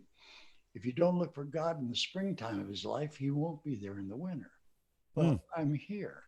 And oh man, I just broke down into the tears that tore me apart. And then, life went on for a while. And then a couple of months ago, I'm here, and I was told that things are starting to ratchet up now. The big event that my whole life has been about, that I'm waiting on, is supposed to happen now sometime in the not too distant future, because I'm hearing about it all the time. Mm-hmm. And then I heard, my name is Gabrielle. And then I put it together with the other, and I went, what the heck? And I said, I'm your guardian angel, and I'm here to look out for you. And I know it seems odd to you that I'm an archangel, but we do take certain cases now and again. And of course, we have other angels that work with us and for us. So it's not always me, but all of us are guided by angels. But very rarely do we announce ourselves to the individual that we're associated with. And but such is the case because of what's coming up for you. It is good that you know. And so that's been it. But as I say, I don't mention it a lot because You know, people go, oh yeah, well, that's a bit grandiose, or how come they're not talking to me? And actually, I had no communication. It was all one-sided for decades, but I was banging at the door all the time. It was my life's obsession. I could not stop. I sacrificed everything I had and just everything, you name it, in my pursuit of the ineffable. Mm-hmm. And eventually it paid off, so that a few years ago, I started getting into a regular conversation and I got answers. I would speak and I would hear back, but then it was intermittent. But now in the last year, it's like real time. If I ask something or I have communication, the voice appears in my head, it speaks to me, tells me whatever I need to hear. And so that's all been really good. And that is the culmination of everything I've ever wanted out of life. So it's the presence. And that's what my new book's about. It's called Practicing the Presence. So I'm going to drop into your blog real quick, because there's a piece that's in your latest entry that I think is really relevant and really jumped out at me. And let me see if I can find this. Yeah. Just have to zoom in on it. Give me 1 second here.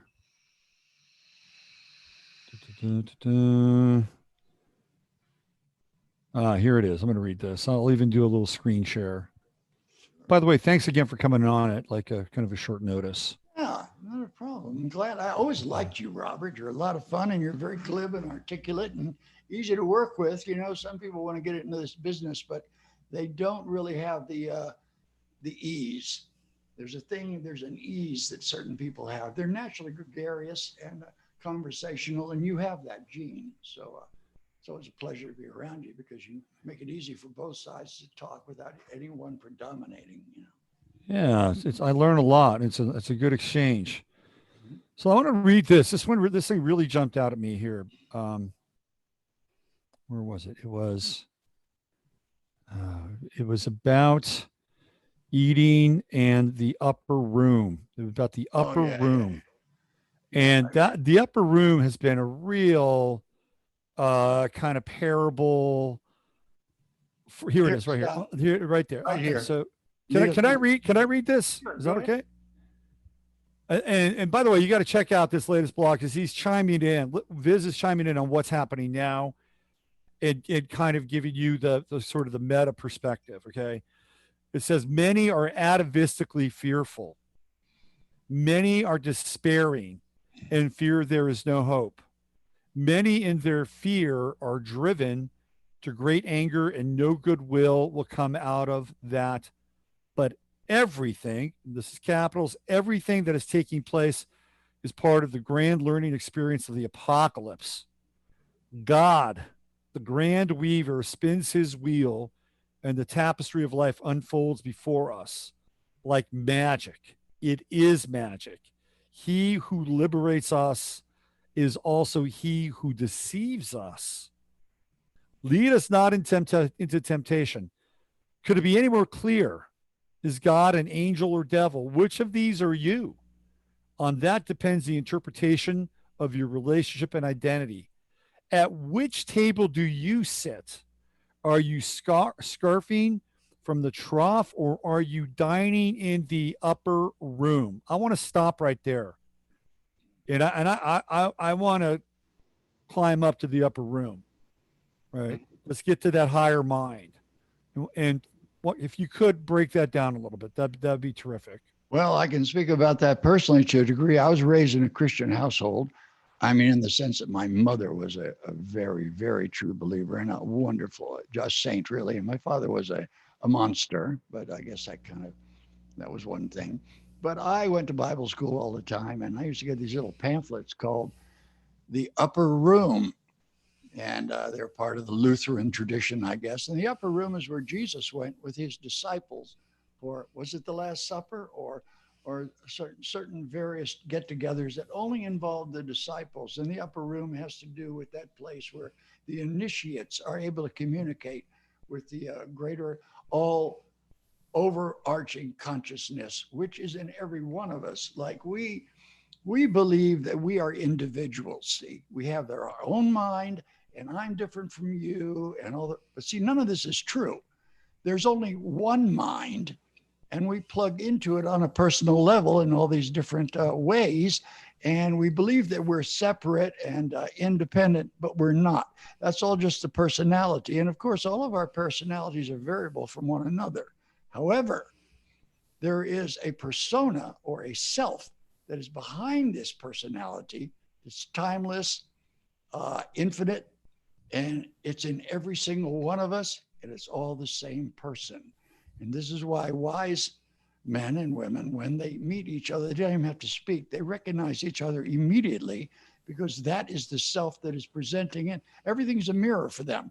They're always at all times looking into the mirror, but the other side is not always looking back. And that is the case with the larger amount of humanity, which is asleep. And they're asleep because they're dreaming the passions, the desires, the appetites that formulate their existence. But all of these things are temporary and trivial and not real. And we need to get back into this true self, this real self. And then we're immediately resonant with everyone we encounter. However, that does sometimes mean they are immediately driven away from us because right, exactly. Yes, Separating the wheat from the chaff, so to speak. Creates real problems for them. They can't. Yeah. So in astrology, I've always equated the ninth house of the chart to the upper room. Mm-hmm. It's theoretically the highest part in the chart. Right. Sagittarius being the higher mind. Yeah. So, right. And so to feed yourself the food of the higher mind, right? The food of wisdom, the food of this higher consciousness the mana, versus the ambrosia, yes. Versus the golden buffet or whatever of our time. Golden Corral, yeah. Golden Corral, right? The Golden Corral versus the upper room. It's interesting. Those places are no longer going to exist, by the way. Oh, no kidding. Yeah. Well, this whole, bullshit. Right. Corona COVID thing. So poor people can't go out to dinner anymore. There you go. Well, that's why they have Uber Eats. Uber Their Uber systems. You're not gonna... So the other thing that comes out of this, this paragraph, is this next line: are you creating or destroying? I think that's a really important question. Yeah. What are you doing with your life? Creating or destroying, right? Yes, of course. We, as I say here after that, we both do this every day. We create and destroy. In fact, we can't get away from it. In some cases, it's necessary to destroy and create. And sometimes it's better if we didn't create, and sometimes better if we didn't destroy, of course. And that's why I say that's where discrimination comes into play. To be able to discriminate as to what is good and what is not good, to know instinctively and intuitively that which is righteous, that which across the board is a good thing. And then there are those things in all of us that are shortcomings, we call them, and they're not good things. They're retardants. And many times God causes us to keep these things because there's some kind of a lesson involved. But it is what we wish to get rid of, and that's where the destruction comes in, to destroy those parts of ourselves that get between us and our capacity for universal brotherhood and for loving one another as right. What's the commandment thing? This is the greatest commandment I give you, that you shall love the Lord thy God with all thy heart, with all thy soul, with all thy strength, and with all thy mind. And this also I give you, you shall love your brother as yourself. And like I say here, well, if you don't live yourself, you're gonna have a problem, right? Right. Oh, absolutely. You definitely have a problem. That's actually in the next paragraph. Yeah. Well, let's look at it. Faith is the substance of things unseen. Yeah. Ponder that. Ponder that. Faith is the substance of things unseen. Yeah. And it is. So whatever you have faith in is what's going to develop. We're all exercising faith all the time. Some of us have remarkable faith, but are misplacing it. We're putting it in things that are only going to bring us, oh my God, the amount of woe and sorrow, the terrible suffering that people experience because they don't know what their priorities are. They are unable to know what is good for them and what is not good for them. Mm-hmm. And peer pressure plays such a heavy thing in that regard. Peer pressure is a psychological program. Yep, yes it is. Yeah. It's one of the main tenets that the controllers use. Those who imagine they are in control of the rest of us. You know, the idea that you will be a pariah, that you'll be excluded, that you'll be marginalized if you step outside of the basic lockstep. You know, if you cease to behave accordingly to what they determine is how it should be. And what is the objective of that? Their profit. And it does them the most good. They don't give a shit about you. Yeah, that's absolutely correct. No, There's we're cattle to them or less. Right. And even the people that believe that they're in the midst of a really important social political movement and moment, at some point, they're going to get a very rude awakening about really how unimportant it's they an are. Apocalypse, man. We're in it right now. It's happening. And you notice this awakening is taking place. Even on the lower levels with people, they're like waking up. They're seeing things. They're not altogether sure what it is they're seeing, but they're seeing it. And that's why this COVID thing and all these other things have come down on us at this point, because they're trying to suppress this awakening. They're trying to like isolate us all in such a way. The social distancing, all this stuff is to suppress, but you can't suppress the awakening. It's like water breaking through a dam when the time has come. All these little leaks come and they're running around plugging this one and plugging that one and plugging, but they can't plug them all. And at some point, it's just going to overrun its boundaries and they're going to be washed away. Yep. There's nothing they can do about it. They've had their day. It's over. Yeah. E. Michael Jones, who's been a guest on this show on a number of occasions, of course, talks about the concept of logos. And that logos, he has a book out called Logos Rising. And in that book, he gives very clear examples of this cosmic intelligence, this divine intelligence that is behind everything, beginning to really emanate and work through our affairs in ways that we are just now really beginning to perceive at a new level, right? So you're absolutely right. The clampdown is on. And the clampdown is because there's this other thing going on. Right. So here's the thing. For centuries, they've always had it their own way. And there's always been this, this kind of hidden ruling junta. And it's always been like, well, they let it go this way, they let it go that way, then they herd it back. They've always managed to be able to reassert their control. Only this time it's different. It's an apocalypse. It's a summing up. And the avatar is coming. So my belief on the avatar is that it's not going to be just an individual that's going to show up in our midst. And glory, hallelujah. The avatar is going to appear in the human heart, because this is Aquarius. And as everyone knows, it's the age of brotherhood. Okay. We're moving out of the age of Pisces into the age, we're in Aquarius now. And as a result, universal brotherhood is now the maximum that is coming. And here in the beginning, in the inception, they're doing everything wrong. That's what all this revolution and everything is about. And all these strident individuals that are running around causing all this havoc are going to be pushed to the wayside as it continues. But this avatar is going to appear in every heart that has made room for his presence, and will then begin to speak through the articulate, to act through the industrious, to express in all the ways as our different talents that we are given are to bring to the fore. So the avatar is going to be many of us all spread out, among each other. And a golden age is on our doorstep. It is coming. However, it may appear otherwise at the moment. I would agree wholeheartedly with that. And I know that a lot of people are freaked out, scared. They're seeing, at least on a cosmetic level, their world changing, right? But what Viz is talking about is absolutely 100% correct, that there's another reality emerging and they're trying to dominate the space. They call it controlling the narrative. And trying to steal the narrative. Exactly. They're trying to insert this dark Aquarian age, which I've been talking about for years, right? And they have all the little pieces lined up to create this technocratic society where everybody's dumbed down. Nobody really has any kind of real goals or ambitions or desire to create. They're all part of a Borg mind. That's their version of the Aquarian age. What we're talking about is something very, very different. Oh yeah. Their intent, and this has become more and more noticeable, is to destroy the family unit. Oh yeah. And to destroy normal and natural sex. And they've done it very incrementally and circa circuitously coming at it from different angles, and all this gender fluid nonsense, and all this a man can become a woman and is a woman, which is garbage. It's impossible. It's genetically not possible. Okay. You need to come to terms with what you were born as. If you want to be a woman or a man, you do it next time around. All right. Yeah, anything like this concerns you. If you want to be a certain color, if you want to be rich, you're going to have to accept that you're going to have to be poor.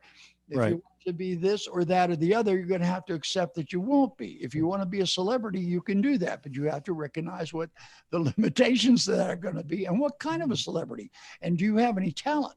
Well, if you don't have any talent and you're a celebrity, I mean, then it's Hollywood Squares land. And, yeah. And there's plenty of those around these days, too. There are indeed. Well, it's all D-list celebrities now. I mean, they keep making the more and more clueless and talentless famous because, like I say here in this post, because the public emulates them. And that's let's get back to that. Let's get back to that section. Yeah, they give them these clown icons. And yeah, you talk about Satanists like Billy False Eyelash. Yeah. The next step in the Madonna Lady Gag Me progression, continued their Pied Piper waltz. Matthew McConaughey wants you to help him with his whiteness. Boy, are these callow and fallow little shrinking violets terrified. I've been on the wrong side of manufactured history. Manufactured history, not even true history. Yeah, they're all doing their perp walk because they all want to keep their positions, their homes. They don't want to be outed for some stupid thing that they consented to at some point in time, right? I mean, that's all part of the game too. Yeah. So yeah, but it's like, this is all right. So I was watching Tucker Carlson last night. Oh, I love him. Yeah. Yeah, Tucker's probably like the most important media person in America for me right now. There's Tucker, and then there's like nobody else. They're trying to get rid of him too. Of course they are. In fact, last night he almost had to do an apology. He almost had to do an apology, but he said we try to be fair, right, and not incite hate. Right. He went through this kind of soliloquy. If you watch the show, you can see him going through it. And then he takes a different approach, and he goes into satire and sarcasm, right, which takes it and brings it into the realm of this kind of dark humor, which you kind of have to do, right? So he was very, very interesting last night, but he covered a lot of this, and one of the things he covered was this bizarre thing with J.K. Rowling. Oh, right, yeah, I know about it. Yeah. Okay, so just set it straight. Essentially, a group of people, the language police, right, the gender language police, said that women can no longer be associated with menstruating. Mm-hmm.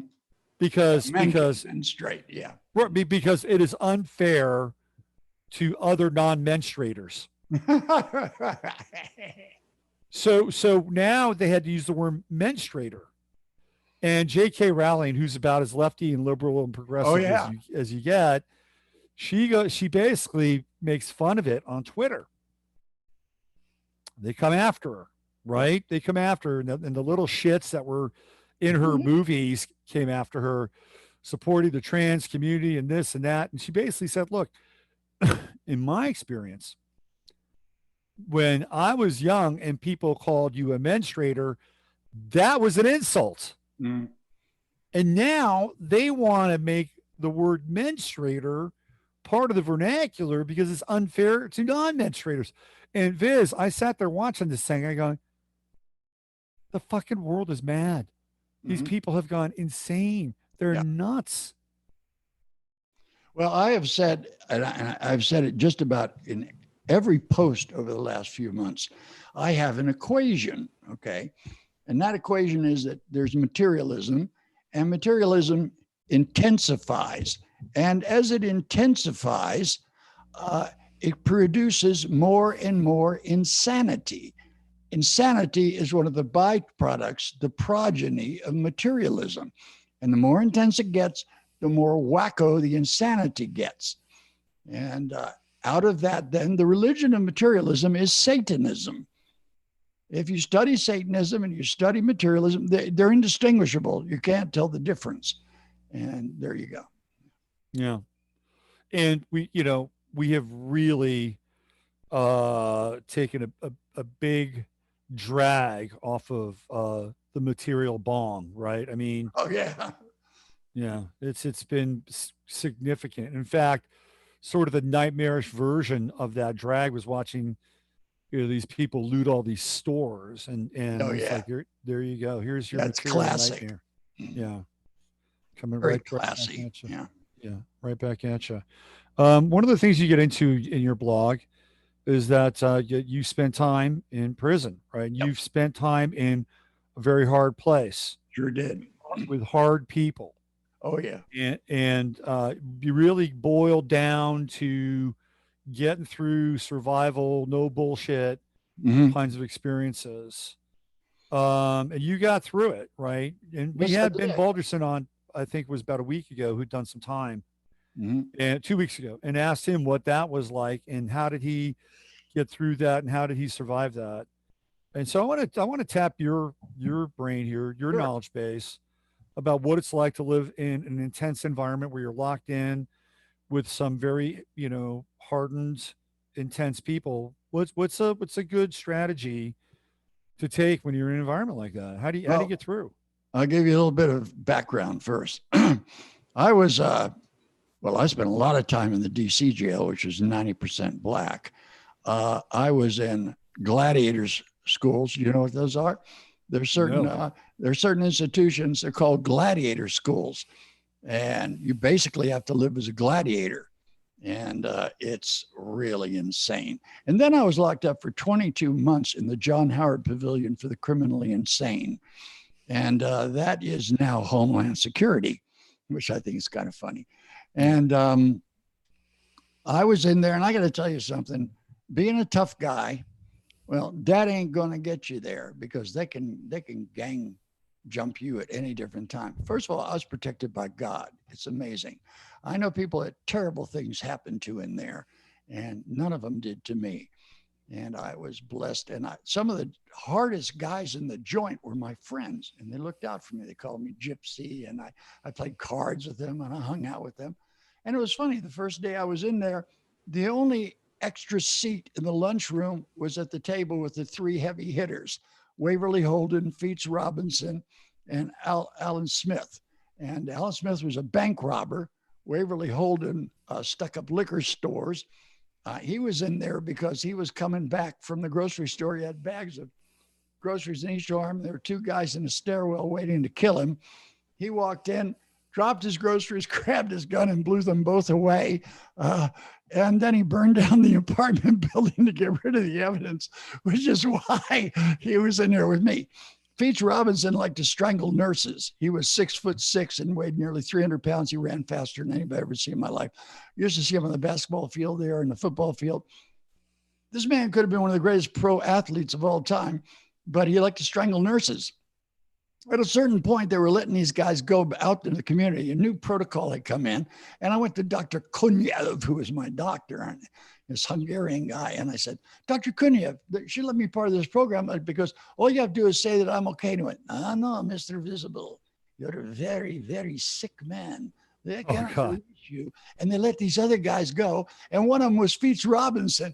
And he put him out and gave him ground privilege, and he promptly strangled another nurse. So he was back in there again.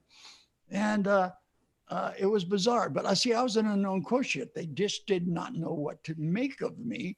And certain supernatural things were always happening around me, and even in jail. And so they didn't know quite what to make of that. And so being in jail, where I was, you cannot possibly explain or describe to anyone what it's like. Let's just say it's a completely closed environment. You can't get out of it. You can't get away from it. And these people, a lot of them are animals, no other word for it. And they have an animal's instincts, and they know fear, and they know weakness. They spot it right away. And you have to be fearless. And how can you be fearless in a situation like that? You must have faith in God. God is within each of us, and God will come to the fore, and everyone, even the craziest and most dangerous of animals, will respond to good logic and reason, and there are ways that you can control the conversation. And the next thing you know, they're on your side. And that happened, man. I had some close calls in there, but always it was like the cavalry showed up or some weirdness went down, or, you know, I had my buddies. One time I was coming up the stairwell and these two kids had come in there, one with red hair and one dark hair, and they had long hair. And I said, you better get your hair cut, man. You don't want to be walking around like this. Yeah. No, they were kind of like headbanger types. And so we went down to the movies every Friday, and I'm coming up the stairwell, and I hear boom, boom, boom, boom. And then I come up and I come around the curve, and there's this redheaded kid. He's laying there, he's beaten up and bleeding. And I lifted him up and I helped him up, and I became outraged. I don't know exactly what possessed me. It was a stupid thing to do. But anyway, you had to walk through the whole of this one ward, through the dormitory section, and then past the nurse's station and on all the private rooms that people would get if you were there long enough, until you got to the central hallway, and there'd be a guard way up at that end, and they would route you. And so I'm walking through there, and I'm going, I don't know who the cowardly son of a bitch was, you know, who picked on this little kid here, but why don't you come pick on me? Come on, you. And I was just imprecation. I was yelling this stuff out, and then I get all the way up to where the guard is up there, when this great big guy comes and goes, you know, talking shit, selling wolf tickets is what they call it in there. Right. And I said, man, you had your shot. So anyway, I go back. I didn't think much about it, but the next morning in the breakfast room, their ward ate on the other side. So one central feeding kiosk fed their side, and one said our side. So they're all on the other side looking at me as I go through the line on my side. I go, and Waverly's next to me says, Jesus, Gypsy, what did you do, man? And I told him. He went, oh, man, that ain't smart, man. You don't do that for somebody. He said, well, in your business, man, that's his business. He needs to straighten his. He said, don't worry, I'll take care of it. And sure enough, he did. Man. Next meal, nobody said a word. Now, Waverly was about 6 feet tall and almost as wide, but no fat. I mean, this guy was, he had cred for whatever that's worth in there. And yeah, God looked out for me, man. It's the only way to put it. I mean, it feels like you'd have to have some kind of divine intervention mixed with some presence and awareness of mind to get through a situation like that for an extended period of time. I was in the DC jail when Martin Luther King got killed, and they were bussing all of the people from everywhere, Baltimore and all the rest of them, into this place. It was jammed to the rafters, okay? And I was transferred, sent to the insane asylum just 3 days before they rioted in there, and they tore the place apart. Now, one guy in there was a top-level karate expert of some kind. He didn't stand a chance. See, that's what you're up against in there. Yeah. And very bad things happened to people there, people that I knew. But I was whisked out. I was whisked away. And God has done that in my life so many times. You know, I was facing life sentence in Hawaii, 60 years mandatory. And I'm the only one in the history of that law to have walked, been acquitted on all the charges. Never been done since. And wow. That's the Almighty, man. You know, his purpose of demonstration. He wanted to demonstrate something, and he did. Yeah. Well, one night I was living in Oakland, and I had this apartment building that I was managing, and I had to call the cops for this one event. It wasn't a terrible event, but I called the cops. Mm-hmm. So the cops come, and they it had nothing to do with me. It was somebody else. So they wanted to know my name, my identity, and everything. So I gave it to them. And then I'm painting a room, and all of a sudden I hear a knock at the door. Oh, yeah. And it's a cop. Whoa. And they're ready to take me away. Wow. Because apparently there was something in San Francisco. This is during the 90s, and the 90s were kind of an intense period for me. There was something in San Francisco that I hadn't fully taken care of. I'd taken care of it. I hadn't fully taken care of it, which meant that there was a warrant. Right? So they somehow ran my name, and they saw that a warrant, and they took me right out of the apartment building, and I'm in a van, and I get taken down to the jail in Oakland. Okay. Oh my God. So I can now I'm in the imagine. bowels of the Oakland jail. Oh yeah. And it's like my world changed within about 45 minutes. Yeah. 45 minutes. And I'm sitting around, right? So here's the scene, right? In the jail. And I'm in one jail, one cell, very long, maybe about 20 people. Right. And on the other side is another check. cell, 20 people. So we're all, it's like this, a holding cell before they process you. Yeah. So I'm there long enough to get the bologna sandwich. Right. And yeah. And The then ubiquitous bologna sandwich. yeah, the ubiquitous bologna sandwich. And there's only one bathroom, right? One toilet, and it's right in front of everybody. So Right. if you Of course. want to take a crap, you got to take a crap in front of everybody. So I'm sitting there, and I'm just trying to figure out, like, what am I doing here, and how do I get through this moment? Mm-hmm. So I just, sat there and I listened and I watched, I listened to their stories. And it was amazing how much these guys knew each other, right? Oh, sure. It's a Like, whole. hey, what's like, happening? What's subculture, happening? What's yeah. happening? Right? And it's like they were talking. And so then we get processed into this other ward where it's all light. There are bunk beds. The lights never go off. There's a TV. Oh, So I'm there. And I'm talking to this guy, and he's there because he sent a note to the mayor, who was Ron Dellums of Oakland. He sent a note to Ron Dellums, essentially demanding that he get $5 million to start his new country inside of south of like San Pablo. right. So he had this whole idea.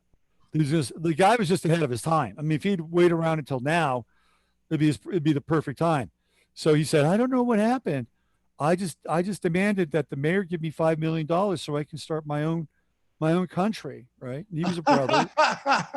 And I'm like, oh, I said, we talked about it. I was talking with him about it. And this guy was really, really delusional. Right? Really, I he was guess. interesting. He was really interesting, Mhm. but really delusional. Yeah. And he talked about going to court and stuff. And I said, here's what you got to do, right? You have to change your name. He says, really? I said, yeah. So if this ever happens again, you have to change your name so that when they call you to the stand, they're addressing you by your rightful name. Right. And he said, well, yeah. So I got just the name for you. And he said, what's that? I said, the Lord himself. That's your name. So now when they address you, they have to address the Lord himself. He said, I like that. So I don't know whatever happened to that guy, right? But there was this one guy there, and so it was really interesting because they were talking a lot of shit about like Chino, this Sure. other institution, and Sure. they're talking about this gang and that gang. And at that time, Rick James was in. I Sure. think Rick James might have been in Chino, and they'd set Rick James up with his own recording studio inside the prison. So they were talking about that, and so I'm learning things, right? I'm learning things. But there was this one guy in there, pretty recognizable, and I think it might have been about, I don't know, like 2 years later. 2 years later, I'm living in Berkeley, on San Pablo and Gilman Street, right that area in Berkeley. So there's a liquor store in the corner there, and I was going to the liquor store, and I see this guy. He's hanging out in the corner with his buddies, and I said, "Hey, I remember you." I said, I was in jail with you one night in Oakland," and he was kind of lit a little bit. He says, "Well, hey man, why don't you give me a few dollars for old time's sake?" And I just laughed. I kept going. Sounds right? like Berkeley, yeah. Yeah, give me a few dollars for old time's sake, man. So yeah, it was like that was a really wild experience, and nothing like your experience. But when you're in an environment like that, it's like I tried to hit this neutral state and keep my wits about me. Right. That was about it. Yeah. Well, just don't. You got to be able to stay in your ground. I mean, that's just where it's at. And I'm lucky because I've had a lifetime of martial arts training as well. But you have to be able to stand your ground, but not to come across as aggressive, because neutral state. They'll test you, and you going around talking shit, you're in the wrong place. And these are guys that have come up fighting. They're not, once or twice over the course of several years get into an altercation. They're in altercations all the time. They know about how to duke it out. So yeah. Yeah, there's a different course. Well, now we're in a different kind of jail, different kind of cell. Yeah. And we're dealing with prisoners of the mind. People are prisoners of their mind in their own unexamined and unexplored emotional states. I call it the penitentiary of the mind. Yeah. Life. Good Lord God Almighty. What can you say about it? And it's funny, it's different for everyone. Everyone makes their own reality and lives in it. And there's a commonality of a shared reality, generally, that the wide reach of us all engages in. But meanwhile, we're encapsulated in this envelope of our own reality, and it isn't reality. Eventually, in everyone's case, it comes up against reality, even if it's only in the moment of death. That's true. That's very true. So the 20th Trump is behind you. Judgment, the Aeon. Yeah. Gabriel the angel sounding his horn. That's right. We are in 2020. We are in the year of the Aeon. You want to talk about that? Well, I have felt this coming for a long time, and I've been writing about it for several years, that this was the year it was going to go down in. And, to me, everything gets determined by a few catchphrases. Apocalypse, purpose of demonstration. Everything in life that happens is for the purpose of demonstration. It's all a lesson. It's a good lesson or a bad lesson. Everything you do that is not truth itself comes up against the truth. So it's all for the purpose of demonstration as to how your truth measures with the truth it encounters. Now you have the whole world engaging in it all at the same time. But the only really relevant feature there is that the supernal realm, the celestial realm, or call it heaven, if you will, is fully and absolutely in control of everything. And if you're reliant upon that, your destiny will be resolved in accordance with it. Alternatively, and there's quite a substantial number of people who are A, either asleep, or B, predators, manipulators, game players.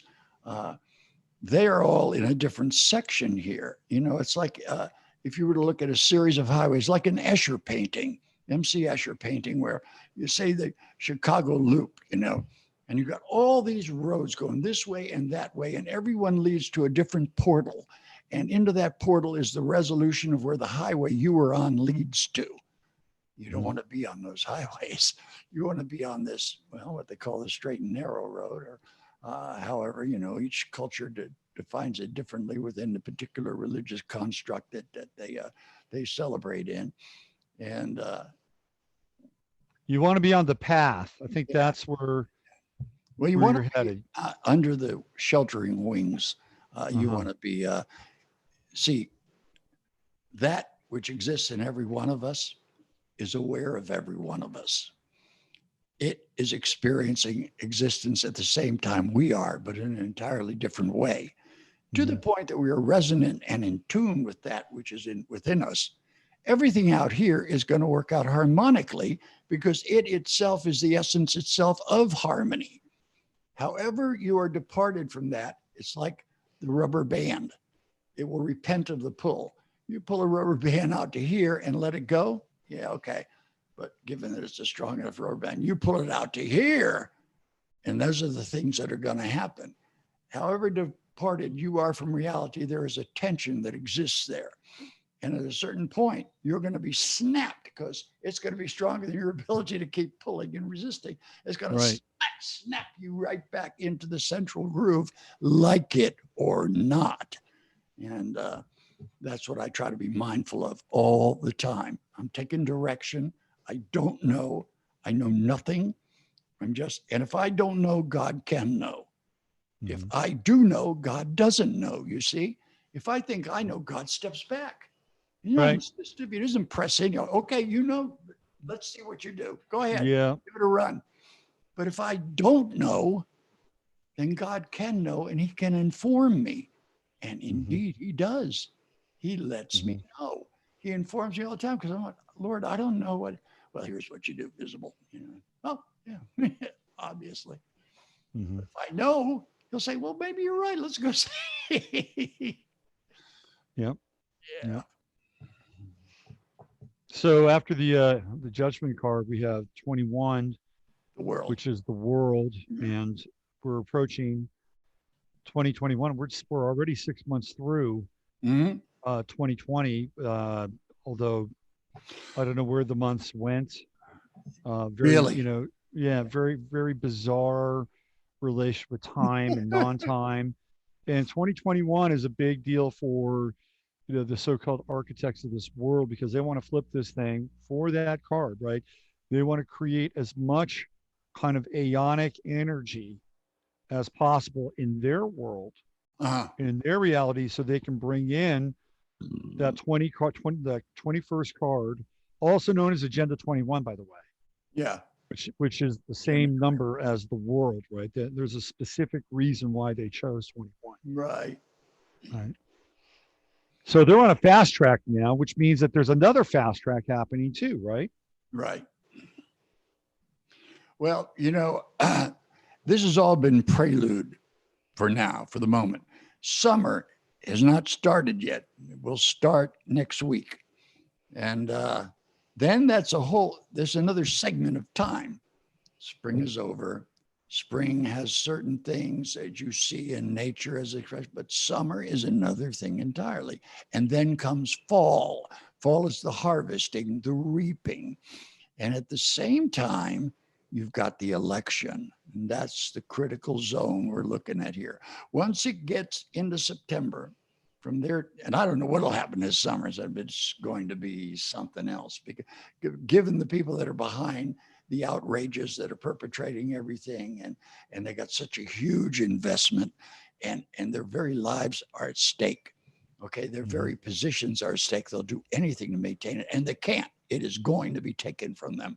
So it's going to be a bit of a free-for-all that isn't a free-for-all, because every single little detail is choreographed and orchestrated by heaven itself. But when we get into the political end of it, and it starts to jockey for the seizing of power, then we're going to see some things. I don't know exactly what yet. And then there's always the supernatural, the metaphysical, where the avatar, that critical thing is going to occur at some point. We're already in an awakening. Anybody can feel it and see it. There's this sense of ever-growing awareness of what's going on around you and within you. Well, once this happens, boy, then it's really going to be cinemascope. Yep. Panoramic, yeah. So what's really interesting is AMC, American Movie Cinema. Channel of cinema. Yeah, but it's not just, they have a whole series of theaters across the country. Oh. Right. Yeah, they have decided to shut down those theaters. They will not be in the theater business anymore. Huh. Right. Yeah. Because when there's a movie going on like this, who needs a theater? Right. That's probably true too. We're living the movie right now. Let me jump into the end of your blog here so we can sum this thing up. Sure. Because it's always good to have a kind of a summation and closure. So let me just do these little 2 paragraphs here. It looks bad at the moment. I've been saying this. Let me do the screen share so you can see it.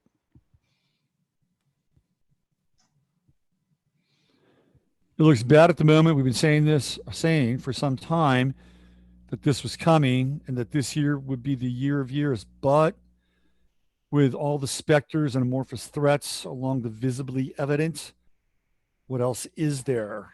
What might we be missing in the process of focusing upon the negative aspect? Question mark.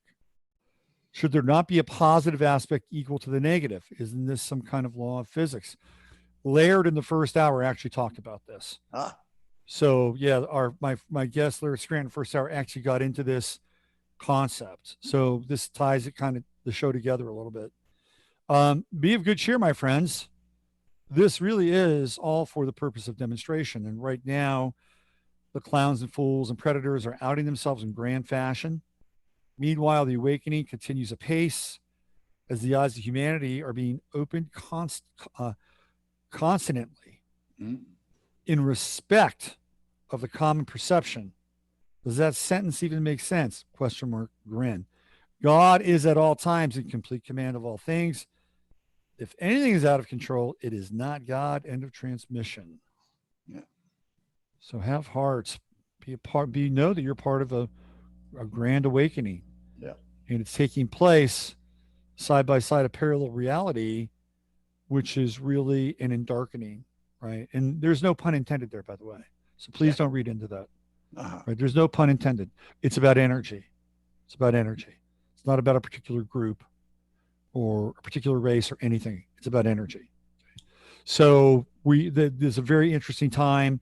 You always leave your readers with a sense of optimism and faith. And I learned that from you. I learned that from you.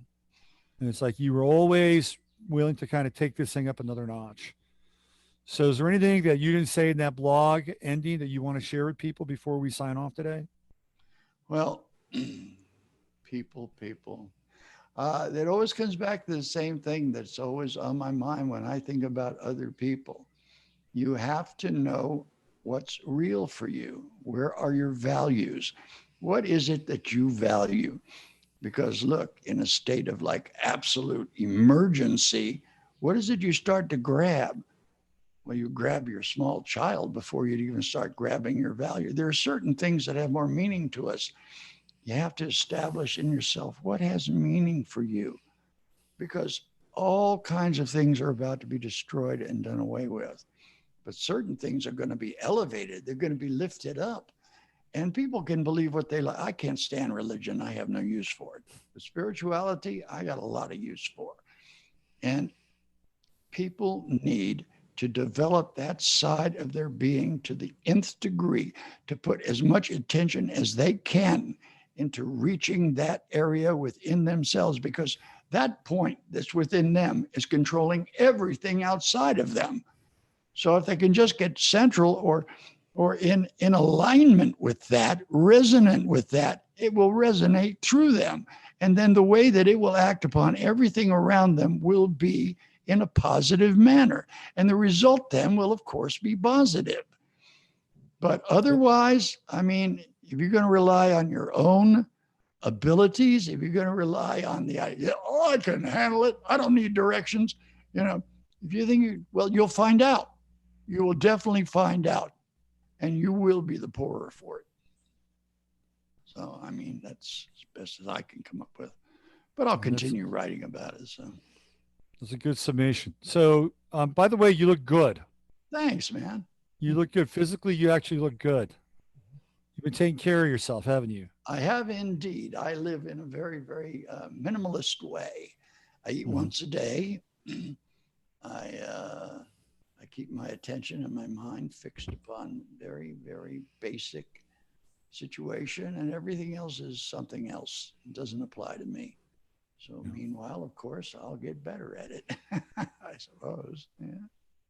So your websites are Smoking Mirrors, Visible Origami. And what else? Reflections in a Petri Dish. And of course, www.lessvisible.com. That's where all my music is, all my songs and all the new releases and stuff are there. So when you get your album out, we'll get you back on. How's that sound? Oh yeah, that sounds cool. We'll play some tunes. Glad to do that, man. Yeah. Anyway, it's always a pleasure to be around you anyway. You have such a welcoming and a genial way about you, so you're perfect for what you do. You have a warmth, you have a sense of humanity, and that's what I really appreciate. There's no calculation going on with you. Jeff Rentz is an example of what I don't like when it comes to that. You know why he stopped carrying me? Because my friend Rickson Stewart, who runs the Truth Seeker, those two have a war going. And Rents hates them. And it kept trying to get me to drop being posted there. And of course, you know what, I only get seen by a few people at that location, Truth Seeker, but I go seen by tens of thousands at Rents. But my integrity demanded I do the right thing. And so I said, no, can't do it. And then he showed me. Right. Yeah. Yeah. He dumped you. He dumped Kaminsky. He dumped Macau. You know, and it's like three people whose stuff I've always read and resonated with. Not always agreed with. I don't always agree with Henry, but I like his site, and he has some good insights. And Henry's a nice fellow, man. I communicate with him off and on, and I like him. He's a straight arrow. Yeah. So it was just like these, no people by the company they keep. Okay. And when he wasn't keeping your company, right, that said something to me. And then I watched Jeff go through a really troubling transition about a year ago. And it really felt like he was selling out, and he was like almost lauding Adam Schiff, which I could not believe. Wow. And then I went to his website, and it wasn't Rents News anymore. It was Alt News. Oh. So I think he sold the website. Oh. That's what I think. Well, his main problem, and he has a very, very bad problem, is probably a quality that I dislike more than any other thing I can think of in a human being. And he's got a very big dose of it, and he really needs to address it, and that is vanity. He is an exceptionally vain person, and that bodes no good for him as time goes by. He needs to come to terms with that kind of thing. Yeah. Did you see that David Dees passed away? Who? David Dees. David Dees, the guy that did all that crazy art. Oh, yeah. Great artist. Yeah, he passed away about a week ago. Oh, did he? Yeah. Oh, well, God bless him, man. Bon voyage. Yeah, he had incredible stuff, really. Oh, wow. He was, he's very much like Garrison. Yeah. Like a lot like Garrison. Yeah. Different style, but yeah. And apparently he was a musician too, which I didn't know about. Oh. Yeah. So he had a musical side to him. But yeah, I liked him. Yeah. He carry on his work on the other side. Well, Viz, it's been great. Thanks for being here. Of course, my friend. It's been a pleasure. Get that album out. We'll get you back on. We'll play some tunes. We'll have a little party. Certainly. God bless you, my friend. And we will meet again. Yes. All right. So that's it. You've been watching the Friday FARcast. Me with Less Visible. Earlier on, Laird Scranton with my buddy Steve Mercer. Chatlandia, thank you for being here and supporting the show. If you like the show, I have got six other days that I broadcast. Monday through Thursday, 15 Minutes of Flame. Sunday night Astro Live. If you want to subscribe to the show and support the show, there'll be a link in the description of the show. Also links to Les's stuff, links to Laird's stuff. Thank you. Have a great weekend. Enjoy your family, enjoy your friends, and keep your spirit really high. This is Robert Phoenix signing off. I'll see you guys on Sunday night. Bye for now, Les. See ya. Bye, my friend. God bless.